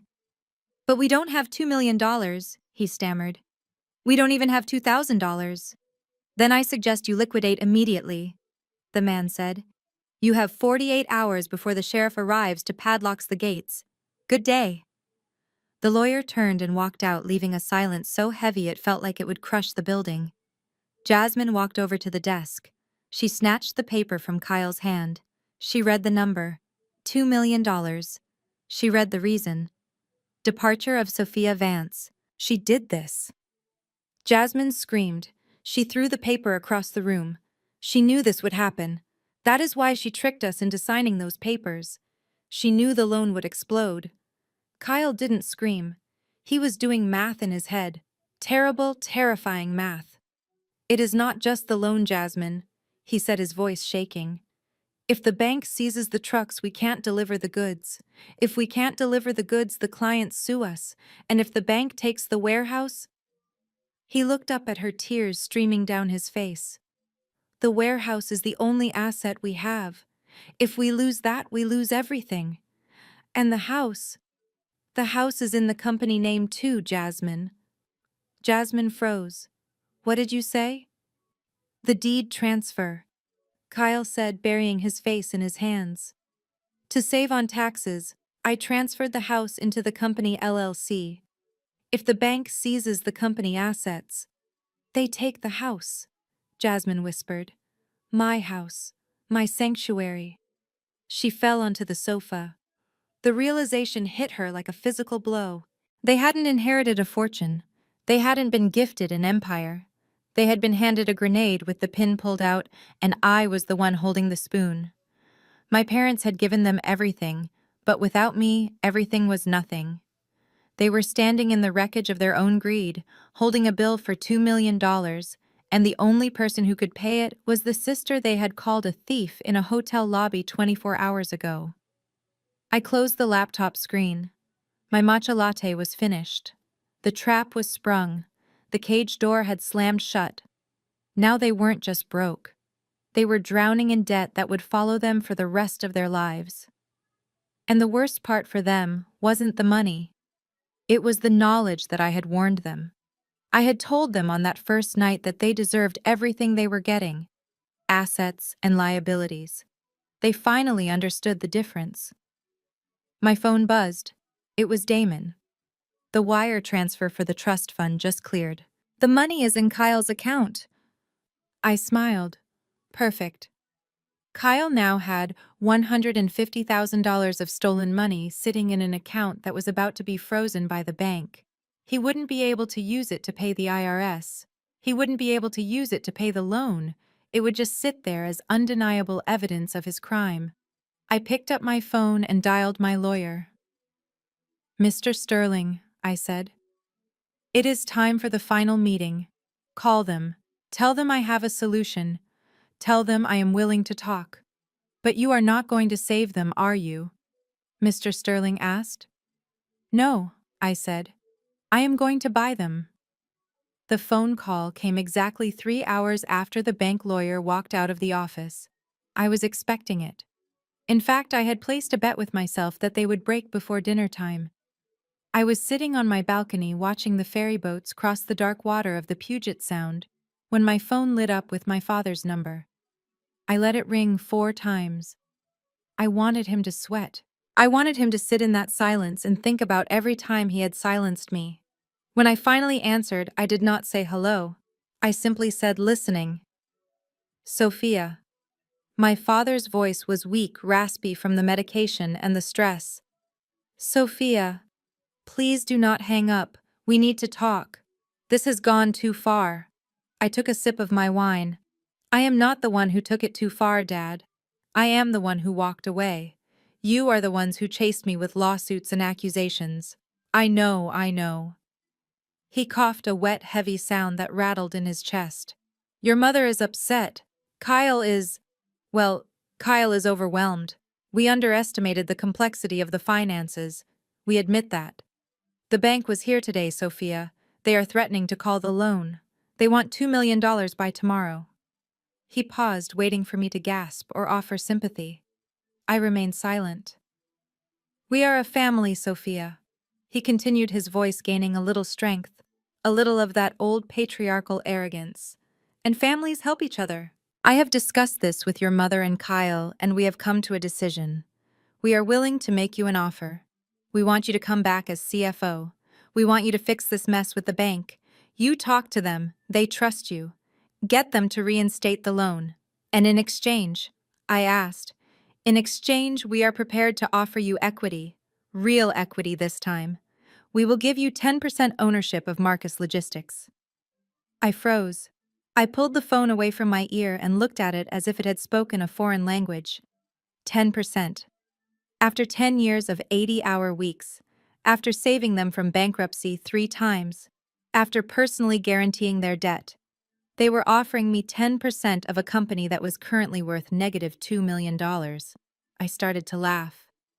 It began as a chuckle and grew into a full-throated laugh that echoed off the glass walls of my penthouse. "Why are you laughing?" my father asked, sounding offended. 10% is generous, Sophia. That is a significant stake. Kyle only has 51%. Generous, I repeated, wiping a tear from my eye. Dad, do you even know what 10% of zero is? It is zero. You are offering me a slice of a pie that has already been eaten. It is not zero. My father snapped. We have assets. We have the trucks. We have the warehouse. You have debt, Dad, I said, my voice hardening. You have a $2 million demand note from the bank. You have a $150,000 penalty from the IRS. You have unpaid payroll. You have no insurance. Your company is a corpse, and you are asking me to pay for the funeral in exchange for 10% of the ashes. There was a long silence on the line. I could hear my mother whispering in the background, probably telling him to be firmer with me. So what do you want? My father asked, his voice cold. You want 20%. 25. Be reasonable, Sophia. Kyle is the CEO. He needs to maintain control. It is his legacy. His legacy. I spat the words out. His legacy is a forged signature and a green swimming pool. No, Dad. I do not want 20%. I do not want 50%. Then what? I want it all. What? I want 100%. I want full ownership. I want Kyle fired. I want Jasmine off the payroll. I want you and Mom to retire officially with no board seats and no voting rights. I want the deed to the warehouse and the deed to the house. You are insane, my father shouted. You want to steal my company. You want to throw your own sister out on the street. I am not stealing anything, I said calmly. I am buying it. I am the only person in this world who can write a check big enough to satisfy the bank and the IRS. I am the only person who can keep those trucks on the road, so you have a choice. You can sign everything over to me and walk away with your dignity and a paid-for nursing home room, or you can let the bank seize it all tomorrow. If the bank takes it, you lose the house, you lose the trucks, and you lose your reputation. You will die penniless. Sophia, please. He was begging now, the arrogance gone. We can work something out. 50-50, please. 100%, I said. Or nothing. You have until 9 a.m. tomorrow to decide. After that, I turn off my phone and I let the sheriff do his job. I hung up. I did not feel guilty. I felt like a surgeon who had just cut out a tumor. It was painful, but it was necessary to save the patient. The patient was me. But while I was negotiating from a position of power, Kyle was operating from a position of panic. And panic makes people do dangerous things. Across town, in a dimly lit dive bar near the shipping yards, Kyle was sitting in a booth with a man who smelled of stale smoke and cheap cologne. The man was a private investigator named Reynolds, a guy who used to be a cop before he got kicked off the force for planting evidence. Kyle had found him on an internet forum for desperate people. Kyle slid an envelope across the sticky table. It contained $5,000 cash money he had withdrawn from the account holding the stolen trust funds. I need you to find something, Kyle whispered, looking over his shoulder. Anything. She acts like she is perfect. She acts like she is a saint, but nobody is that clean. Reynolds counted the money, licking his thumb. What are we looking for? Drugs? Affairs? Embezzlement? Anything. Kyle set his eyes wide and manic. She has money. Too much money. She lives in a penthouse. She buys designer bags. She claims she made it in investments, but I don't believe her. She must be sleeping with someone rich. Or she is laundering money. Or she stole it from us and hid it. I need proof. Reynolds nodded, tucking the envelope into his jacket. If she has a secret, I will find it. I will dig through her trash. I will hack her email. I will follow her day and night. I need leverage. Kyle said, leaning in close. I need something I can use to make her back off. She is trying to take my company. She is trying to ruin my life. I need a photo or a document that will destroy her reputation. I need to be able to walk into a room and make her beg for mercy. Reynolds finished his beer and stood up. Consider it done. Give me 24 hours. If she has a skeleton in her closet, I will bring you the bones. Kyle watched him leave. He felt a surge of hope. He convinced himself that I was the criminal. He projected his own lack of morals onto me. He couldn't fathom that I had built my wealth through intellect and discipline because he lacked both. He thought that by destroying me, he could save himself. He didn't realize that sending a dirty investigator to dig into my life was like sending a termite to bite into a diamond. I had nothing to hide. My tax returns were flawless. My investments were legitimate. My life was transparent. But Kyle didn't know that. He went home that night and told Jasmine not to worry. He told her he had a plan B. He told her that big sister Sophia was about to get a taste of her own medicine. He slept soundly that night, dreaming of blackmail and victory. He didn't know that the only thing Reynolds was going to find was the terrifying truth of just how powerful I really was. And he certainly didn't know that by paying Reynolds with cash from the stolen trust fund, he had just created a direct paper trail that would lead the FBI right to his doorstep. Thursday morning brought a new low even for Kyle. I woke up to a barrage of notifications, not from my family, but from my professional network. It seemed that in a desperate attempt to explain the sudden collapse of Marcus Logistics, Kyle had decided to go on the offensive. He had given an exclusive interview to Logistics Weekly, a trade publication that every supplier and client in the Pacific Northwest read over their morning coffee. The headline screamed, "Former CFO sabotaged family business selling secrets to competitors." I read the article standing in my kitchen, my knuckles turning white as I gripped my phone. Kyle claimed that the reason the bank called the loan was because I had triggered a security breach. He claimed I had stolen proprietary client lists and sold them to a rival firm in China. He claimed that the IRS audit was a result of my mismanagement. It was a masterpiece of projection. He was trying to frame me for the very crimes he was committing. He thought this would save him. He thought that by painting me as the villain, he could buy sympathy from the clients and time from the creditors. He thought that I would stay silent because I wanted to protect the family name. But he forgot that I no longer shared that name. I was just a creditor now, and creditors do not care about sympathy. They care about facts. I did not call my lawyer to sue for libel. A lawsuit would take months, and the damage to my reputation was happening right now. I needed a response that was immediate, visceral, and undeniable. I needed to fight fire with a nuclear winter. I called my assistant and told her to cancel my morning meetings. Then I set up a professional lighting ring in my living room facing the window with the skyline in the background. I put on a sharp navy blazer. I looked like the CEO I was born to be. I opened my laptop and logged into my LinkedIn profile, which had over 15,000 followers, including every major player in the shipping industry. I titled the live stream, "The State of Marcus Logistics, a Financial Forensic Audit." I hit the broadcast button. Within 2 minutes, the viewer count jumped to 3,000. I saw names popping up in the chat. The CEO of our biggest fuel supplier, the regional manager for Amazon Shipping, and yes, even Kyle Miller. "Good morning, everyone," I said, my voice calm and professional. "By now you have read the accusations made by Kyle Miller regarding my departure from Marcus Logistics. He claims I sold secrets. He claims I sabotaged the company. Today, I am not here to argue with emotions. I am here to show you the receipts." I shared my screen. The first image was a series of credit card statements from the corporate American Express. "This is the company operating account for the last 30 days. I said, pointing to the highlighted rows. While our drivers were waiting for their paychecks, the new management team was busy. "Here is a charge for $15,000 to a luxury event planner for a housewarming party.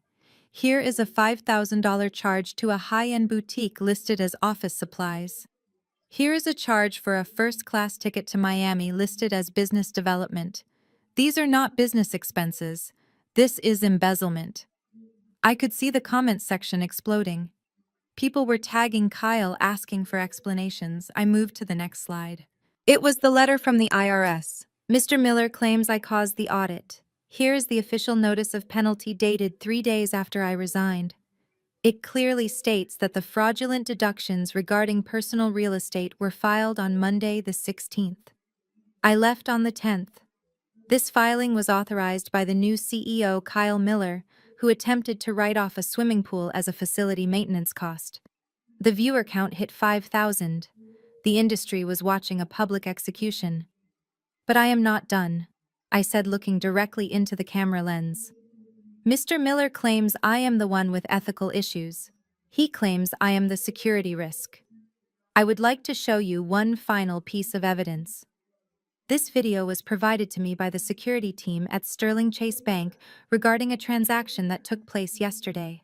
I played the video. It was high definition. It showed Kyle walking into the bank branch. It showed him looking over his shoulders, sweating and nervous. It showed him pulling the withdrawal slip from his pocket. It showed him tracing a signature on the counter before handing it to the teller. The video zoomed in on the document. My name was clearly visible on the signature line, but the hand writing it belonged to Kyle. This is Kyle Miller, forging my signature to withdraw $150,000 from my parents' retirement trust fund. I said, my voice turning to ice. This is not a business dispute. This is a felony. This is identity theft. And this is the man asking you to trust him with your cargo. I stopped the screen share and returned to my face. To the clients watching this, I advise you to check your contracts. To the suppliers, I advise you to check your invoices. Marcus Logistics is not just insolvent, it is a crime scene. Thank you for your time. I ended the broadcast. The silence in my penthouse was absolute, but I knew that outside in the real world, the noise was deafening. My phone started ringing immediately. It was not Kyle. It was the director of operations for the largest grocery chain in the state. Marcus Logistics had a contract with them worth $5 million a year. Sophia. He said, his voice serious. Did I just see what I think I saw? Hello, Robert. Yes, you saw the truth. We are terminating the contract effective immediately, Robert said. We cannot have our supply chain tied to a company run by a fraudster. We are pulling our loads today. Do you know anyone who can handle the capacity? I smiled. I might know a firm, Robert. Give me a few days to restructure some things. I hung up. The calls kept coming. The fuel supplier canceled their credit line. The insurance broker called to confirm that the policy was permanently voided. In the span of 20 minutes, Marcus Logistics went from a struggling company to a radioactive wasteland. I checked the company's internal dashboard one last time. The order board, which usually lit up with green lights for active shipments, was turning red. Canceled. Canceled. Canceled. The stock of the company wasn't publicly traded, but its value was effectively zero. The reputation my father had spent 40 years building was destroyed in a 10-minute live stream. But it wasn't me who destroyed it. I just turned on the lights. Kyle was finished. He couldn't spin this. He couldn't lie his way out of a 4K video of him committing a crime. The industry had seen him for what he was, a thief in a cheap suit. I walked to the window and looked down at the city. I imagined Kyle in the office right now. The phones would be ringing off the hook with angry clients. The drivers would be storming the dispatch room demanding answers. And somewhere in the background, the siren of the inevitable police car was getting closer. He wanted to make me famous. He wanted to put my name in the headlines. Well, he succeeded. But the headline wasn't going to be about my betrayal. It was going to be about his downfall. I poured myself another cup of coffee. The war was effectively over. Now it was just a matter of cleaning up the bodies. And I had one final meeting to attend. The meeting where I would buy the wreckage of my life back for pennies on the dollar. My phone buzzed again. It was a text from Jasmine. Just 3 words. You killed us. I didn't reply. I didn't kill them. I just stopped keeping them alive. And there is a very big difference. Friday morning arrived with a stillness that felt like the holding of a breath before a scream. The conference room at Sterling Chase Bank was located on the 45th floor, wrapped in glass that overlooked the city I now owned in more ways than one. My family sat on one side of the mahogany table, huddled together like survivors on a life raft. My father sat in a wheelchair, looking frail and diminished, his arrogance stripped away by the heart monitor beeping faintly in his pocket. My mother sat beside him, clutching her purse as if it contained the last of her dignity. Jasmine and Kyle sat at the far end, staring at their hands, their faces pale and drawn from a sleepless night of reading comments on my live stream. They were waiting for the bank's asset liquidation team. They were expecting a stranger in a suit to come in and take their keys. They were prepared to beg for more time. At 9 o'clock exactly, the heavy double doors opened, but it wasn't a stranger who walked in, it was me. I walked into the room, followed closely by Mr. Sterling and Damon, the CEO of the bank. I didn't look at my family. I walked straight to the head of the table, the seat reserved for the person with the most leverage. I placed my leather portfolio on the table with a soft, deliberate thud. The silence in the room was absolute. My mother was the first to break it. "Sophia," she whispered, her voice trembling with a mix of confusion and sudden desperate hope. You came to help us. I knew you wouldn't abandon your family. I told your father you would come." She started to stand up, reaching out a hand toward me. "Sit down, Linda," I said without looking up from my papers. The sharpness of my voice made her freeze. She sank back into her chair, looking at my father for support. Kyle cleared his throat. He looked terrible. His eyes were bloodshot, and his suit looked slept in. "Sophia, look." He started, his voice cracking. "I know we have had our differences, and I know the live stream yesterday was harsh. But if you are here to help us talk to the bank, we appreciate it. We really do. We just need them to extend the loan. If you can vouch for us one last time." I raised my hand, silencing him. "I am not here to vouch for you, Kyle, and I am not here to talk to the bank." I turned to Damon. "Mr. Chase, would you please clarify the current status of the loan for Mr. Miller?"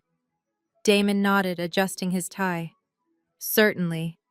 As of 8 a.m. this morning, Sterling Chase Bank no longer holds the debt associated with Marcus Logistics.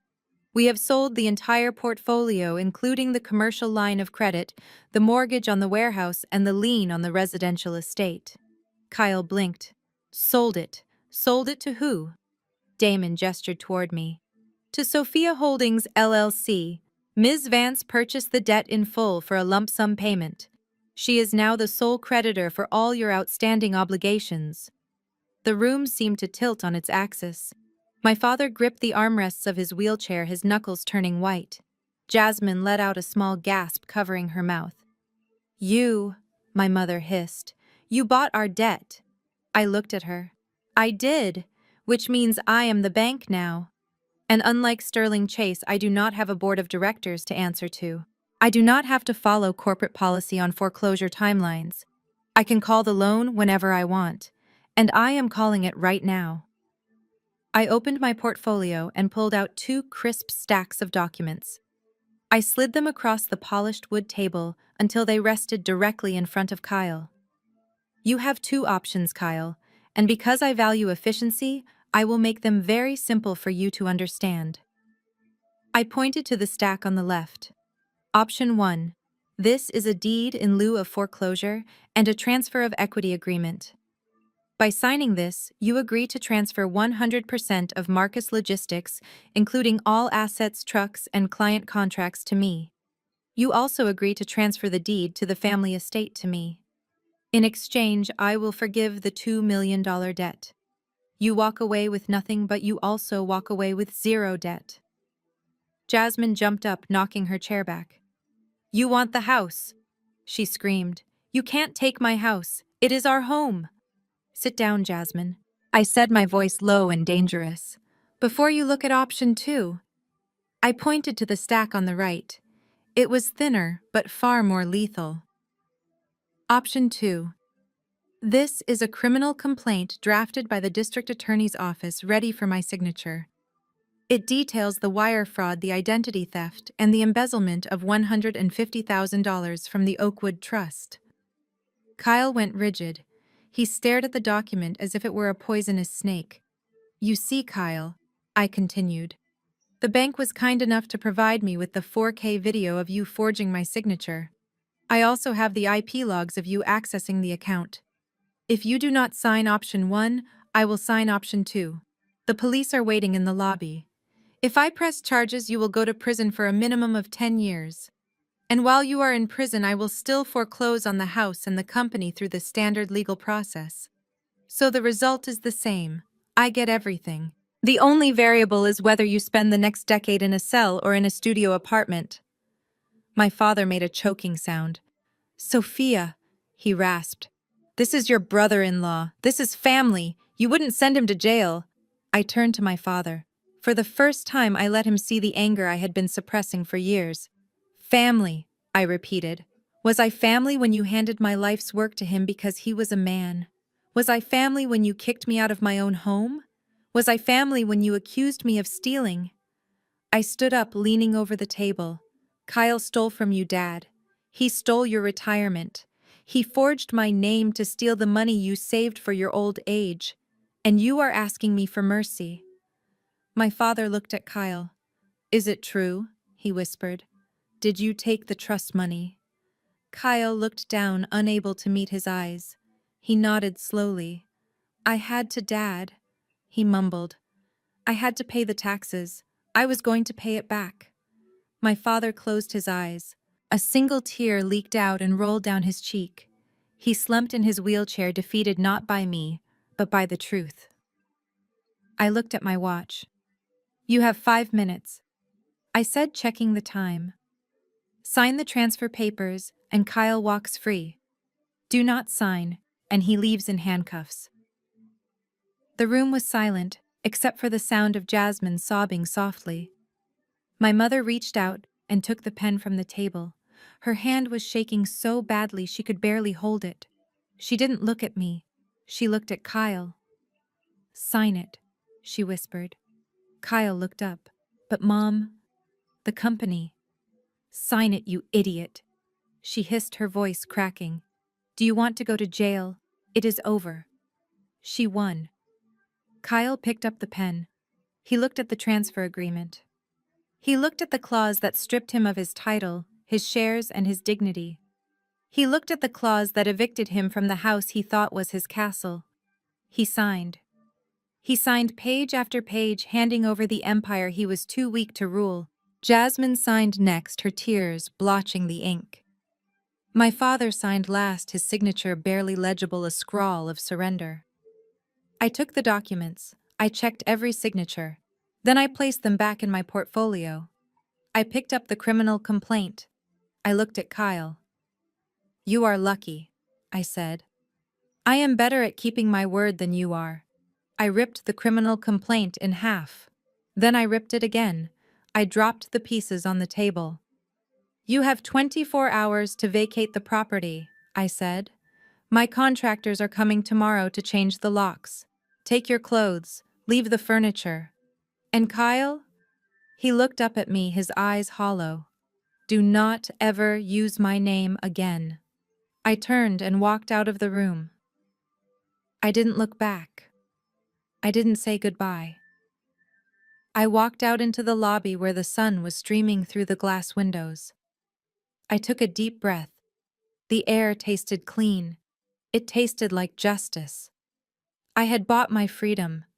I had reclaimed my legacy. And I had done it all without raising my voice. As I stepped into the elevator, I pulled out my phone. I sent a text to the grocery chain director. "Contract secured. Marcus Logistics is under new ownership. We are ready to ship." The doors closed and I watched the numbers climb. I was going up, they were going down, and that was exactly how it was supposed to be. The silence that followed my ultimatum was heavy and suffocating, but it was not empty. It was filled with the pressure of 1,000 unsaid words and the crushing weight of reality.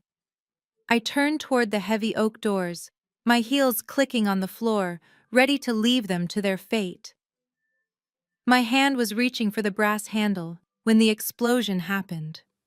It did not come from Kyle, who was slumped in his chair like a man awaiting execution. It came from Jasmine. The sound that tore from her throat was not a word. It was a primal scream of pure entitlement being denied. For 28 years, Jasmine had never heard the word no. She had never lost a toy, let alone a mansion. The reality that I was taking her sanctuary, her status symbol, and her identity was too much for her fragile mind to process. The wire in her brain simply snapped. I heard the scrape of her chair flying backward against the wall. I heard the frantic clicking of her heels as she sprinted across the room. I spun around just in time to see my sister launching herself at me. Her face was twisted into a mask of ugly, distorted rage. Her perfectly manicured hands were curled into claws reaching for my face, reaching for the eyes that had dared to look down on her. "You ruined my life," she shrieked. "You jealous witch! You are stealing my house! I hate you! I hate you!" She never reached me. Before her fingers could touch the fabric of my suit, a massive arm blocked her path.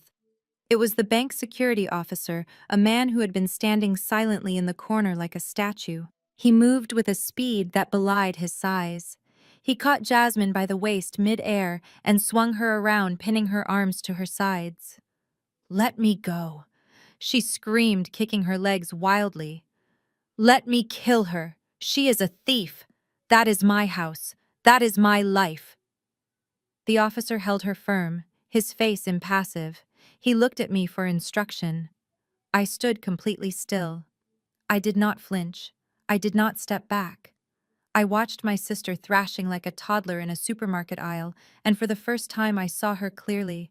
I saw the emptiness behind the rage. Without the house, without the status, without the family money, she was nothing. She was a hollow shell screaming at a mirror. "Remove her," I said, my voice calm. "But keep her in the hallway. She needs to be present to sign the papers when she calms down." The officer dragged Jasmine toward the door. She was sobbing now, loud heaving sobs that echoed off the glass walls. "You are a monster, Sophia," she wailed as the doors closed behind her, muffling her cries. The room fell silent again. But the air had changed. The violence of the moment had stripped away the last layers of pretense. My mother Linda was shaking. She looked at the closed door, then at me. Her face was pale, her eyes wide with terror. She had just watched her golden child collapse. She had just watched her family disintegrate, and she realized that I was the only thing standing between them and total annihilation. She stood up slowly. Her legs were trembling. She walked around the table, moving past my father, who was staring blankly at the wall. She came toward me. I expected her to yell. I expected her to slap me. I braced myself for another attack. But she did not attack. She sank to her knees. My mother, the woman who wore her pride like a suit of armor, the woman who cared more about appearances than her own children, collapsed onto the carpet at my feet. She reached out and grabbed the hem of my pants, burying her face in the fabric.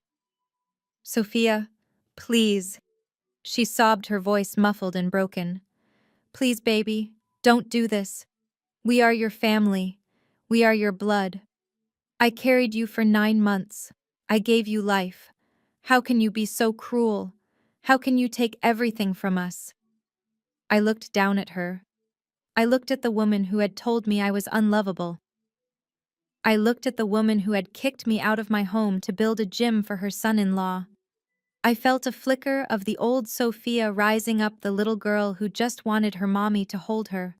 The little girl who would have done anything for this woman's approval. But then I remembered the text message. "The house payment is due." I remembered the Facebook post, "Pray for her soul." I remembered the way she looked at me when I handed her the restraining order. I reached down and gently but firmly removed her hands from my leg. I took a step back, creating a physical distance that matched the emotional chasm between us.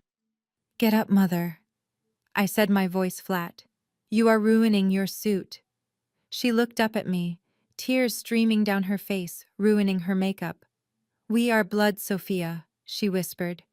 "Doesn't that mean anything to you?" I looked her in the eye. "Blood meant something when I paid your mortgage for 5 years. Blood meant something when I saved Dad's company from bankruptcy. Blood meant something when I stayed in the basement so Jasmine could have the master bedroom. I paused, letting the words hang in the air. But blood ended at the dinner table that night, Mom. When you chose a thief over your daughter, blood ended. When you tried to frame me for tax fraud, blood ended. When you let your son-in-law forge my signature, blood ended. I gestured to the papers on the table. Right now, this is not a family reunion. This is a business transaction. I am a creditor. You are a debtor. And the terms are non-negotiable. My mother slumped back on her heels, covering her face with her hands.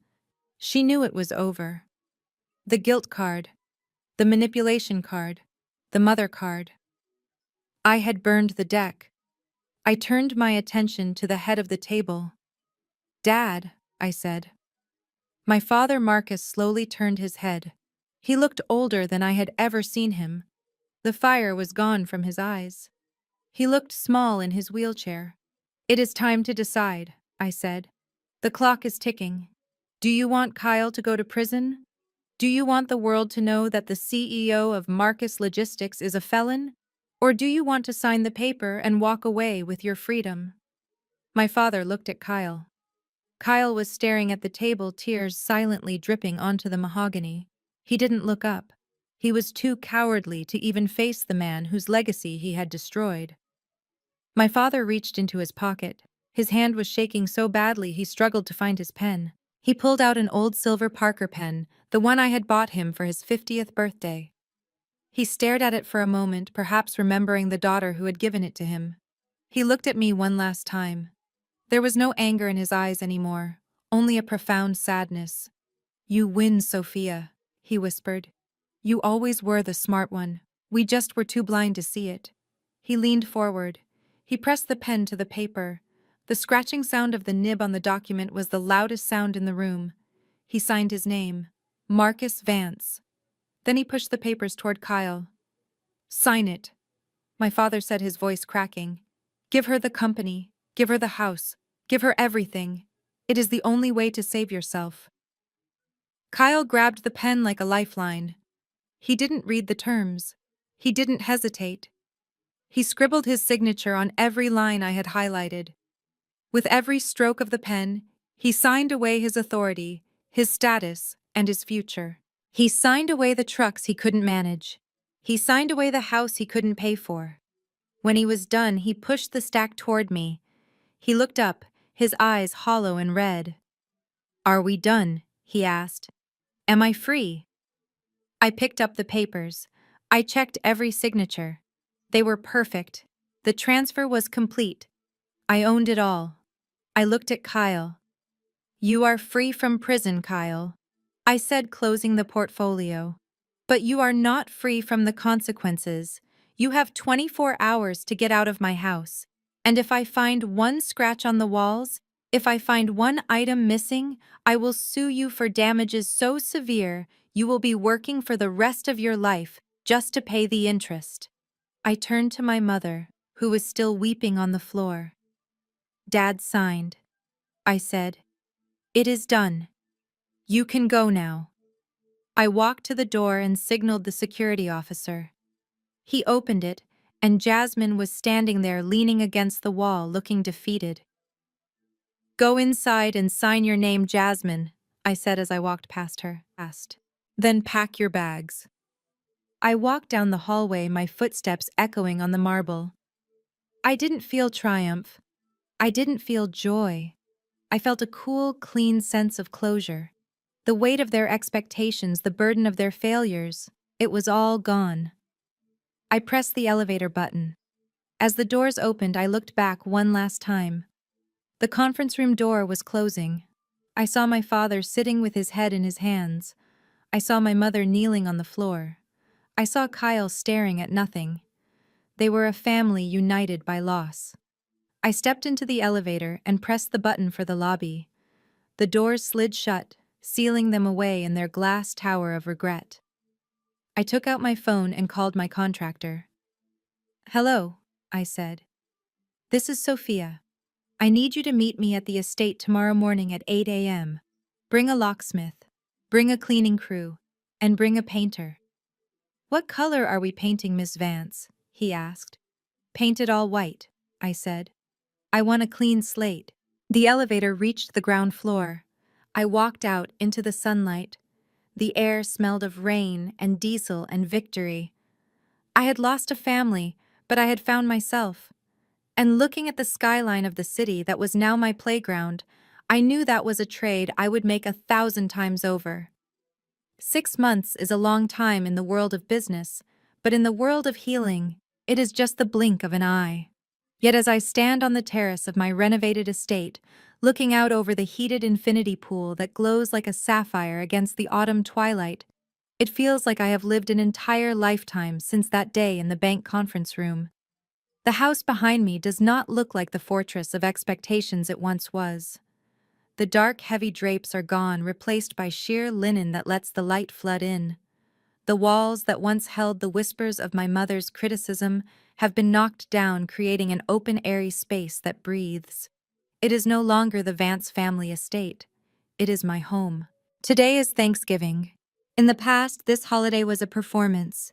It was a day where I would wake up at 4 in the morning to cook a turkey for people who would criticize the seasoning, while Kyle sat on the couch watching football, and Jasmine complained about the wine selection. But today the kitchen is filled with laughter.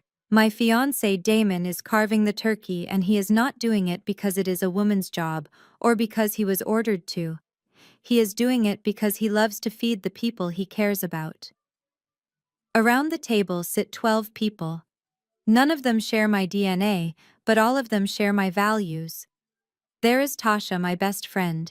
There is my lawyer, Mr. Sterling, who is finally relaxing without a tie. There are my business partners who respect my mind, not just my bank account. The air smells of sage and roasted garlic and sweet potato pie. It smells of peace. But I know that 5 miles away across the city, the air smells very different. In the back kitchen of a diner called the Greasy Spoon, Kyle is currently staring at a sink full of dirty dishes. The steam from the dishwasher is making his cheap uniform stick to his skin. He is not the CEO of a logistics empire anymore. He is employee number 4. Around his ankle, beneath the hem of his polyester pants, sits a black monitoring device. His probation officer requires him to maintain steady employment, and since his reputation in the corporate world is radioactive, washing dishes was the only job he could find. I imagine the manager yelling at him to hurry up because the holiday rush is starting. I imagine Kyle scrubbing a pot, his hands raw and red, thinking about the manicured hands that used to sign checks he had no right to write. He is learning the value of $1 the hard way, one dirty plate at a time. And further downtown, in a cramped 2-bedroom apartment complex that sits next to the highway, my parents and Jasmine are sitting down to their Thanksgiving dinner. The table is a card table because the mahogany dining set stayed with me. The turkey is likely dry because my mother never learned how to cook properly, relying on me or hired help for decades. I know exactly what the conversation sounds like because I know the rhythm of their misery. Jasmine is likely screaming about the thermostat. It is freezing in here, Mom. Turn up the heat. And my mother is likely snapping back, her voice shrill with the stress of poverty. We cannot afford it, Jasmine. The electric bill is already overdue. Put on a sweater. If you had gotten a job instead of waiting for a rich husband, we wouldn't be in this mess. And my father Marcus is likely sitting in his wheelchair staring at the peeling paint on the wall, silently regretting the signature that sealed his fate. They are trapped in a prison of their own making. They have no audience for their drama, no scapegoat for their problems, and most importantly, no safety net to catch them when they fall. They are learning that without the villain, the victims eventually turn on each other. Back at my house, Damon raises a glass of vintage champagne. To new beginnings. He says, looking at me with eyes that see the woman I am, not the utility I provide. And to the woman who built this table. Cheers. Everyone says the glass is clinking with a sound like bells. I take a sip. The champagne is cold and crisp. It tastes like victory. My phone buzzes on the table. It is a persistent vibration that cuts through the laughter. I glance at the screen. It is a text message from a group chat titled Family. I open it. It is a long paragraph from my mother. Happy Thanksgiving, Sophia. We are thinking of you. Your father is not doing well. The heater in this apartment is broken, and we don't have the money to fix it. We are eating leftovers. We miss you. We know we had our differences, but it is the holidays. God forgives, and families should too. If you could find it in your heart to send $500 just for the heat and maybe a proper meal, we would be so grateful. Please, Sophia, we are suffering. I read the words. 6 months ago, these words would have triggered a panic attack. I would have felt the crushing weight of guilt. I would have wondered if I was a bad daughter. I would have sent the money just to make the feeling stop. But tonight I feel nothing. I do not feel anger. I do not feel sadness. I feel the indifference of a stranger reading a spam email. They are suffering, yes. But they are suffering the consequences of their own actions.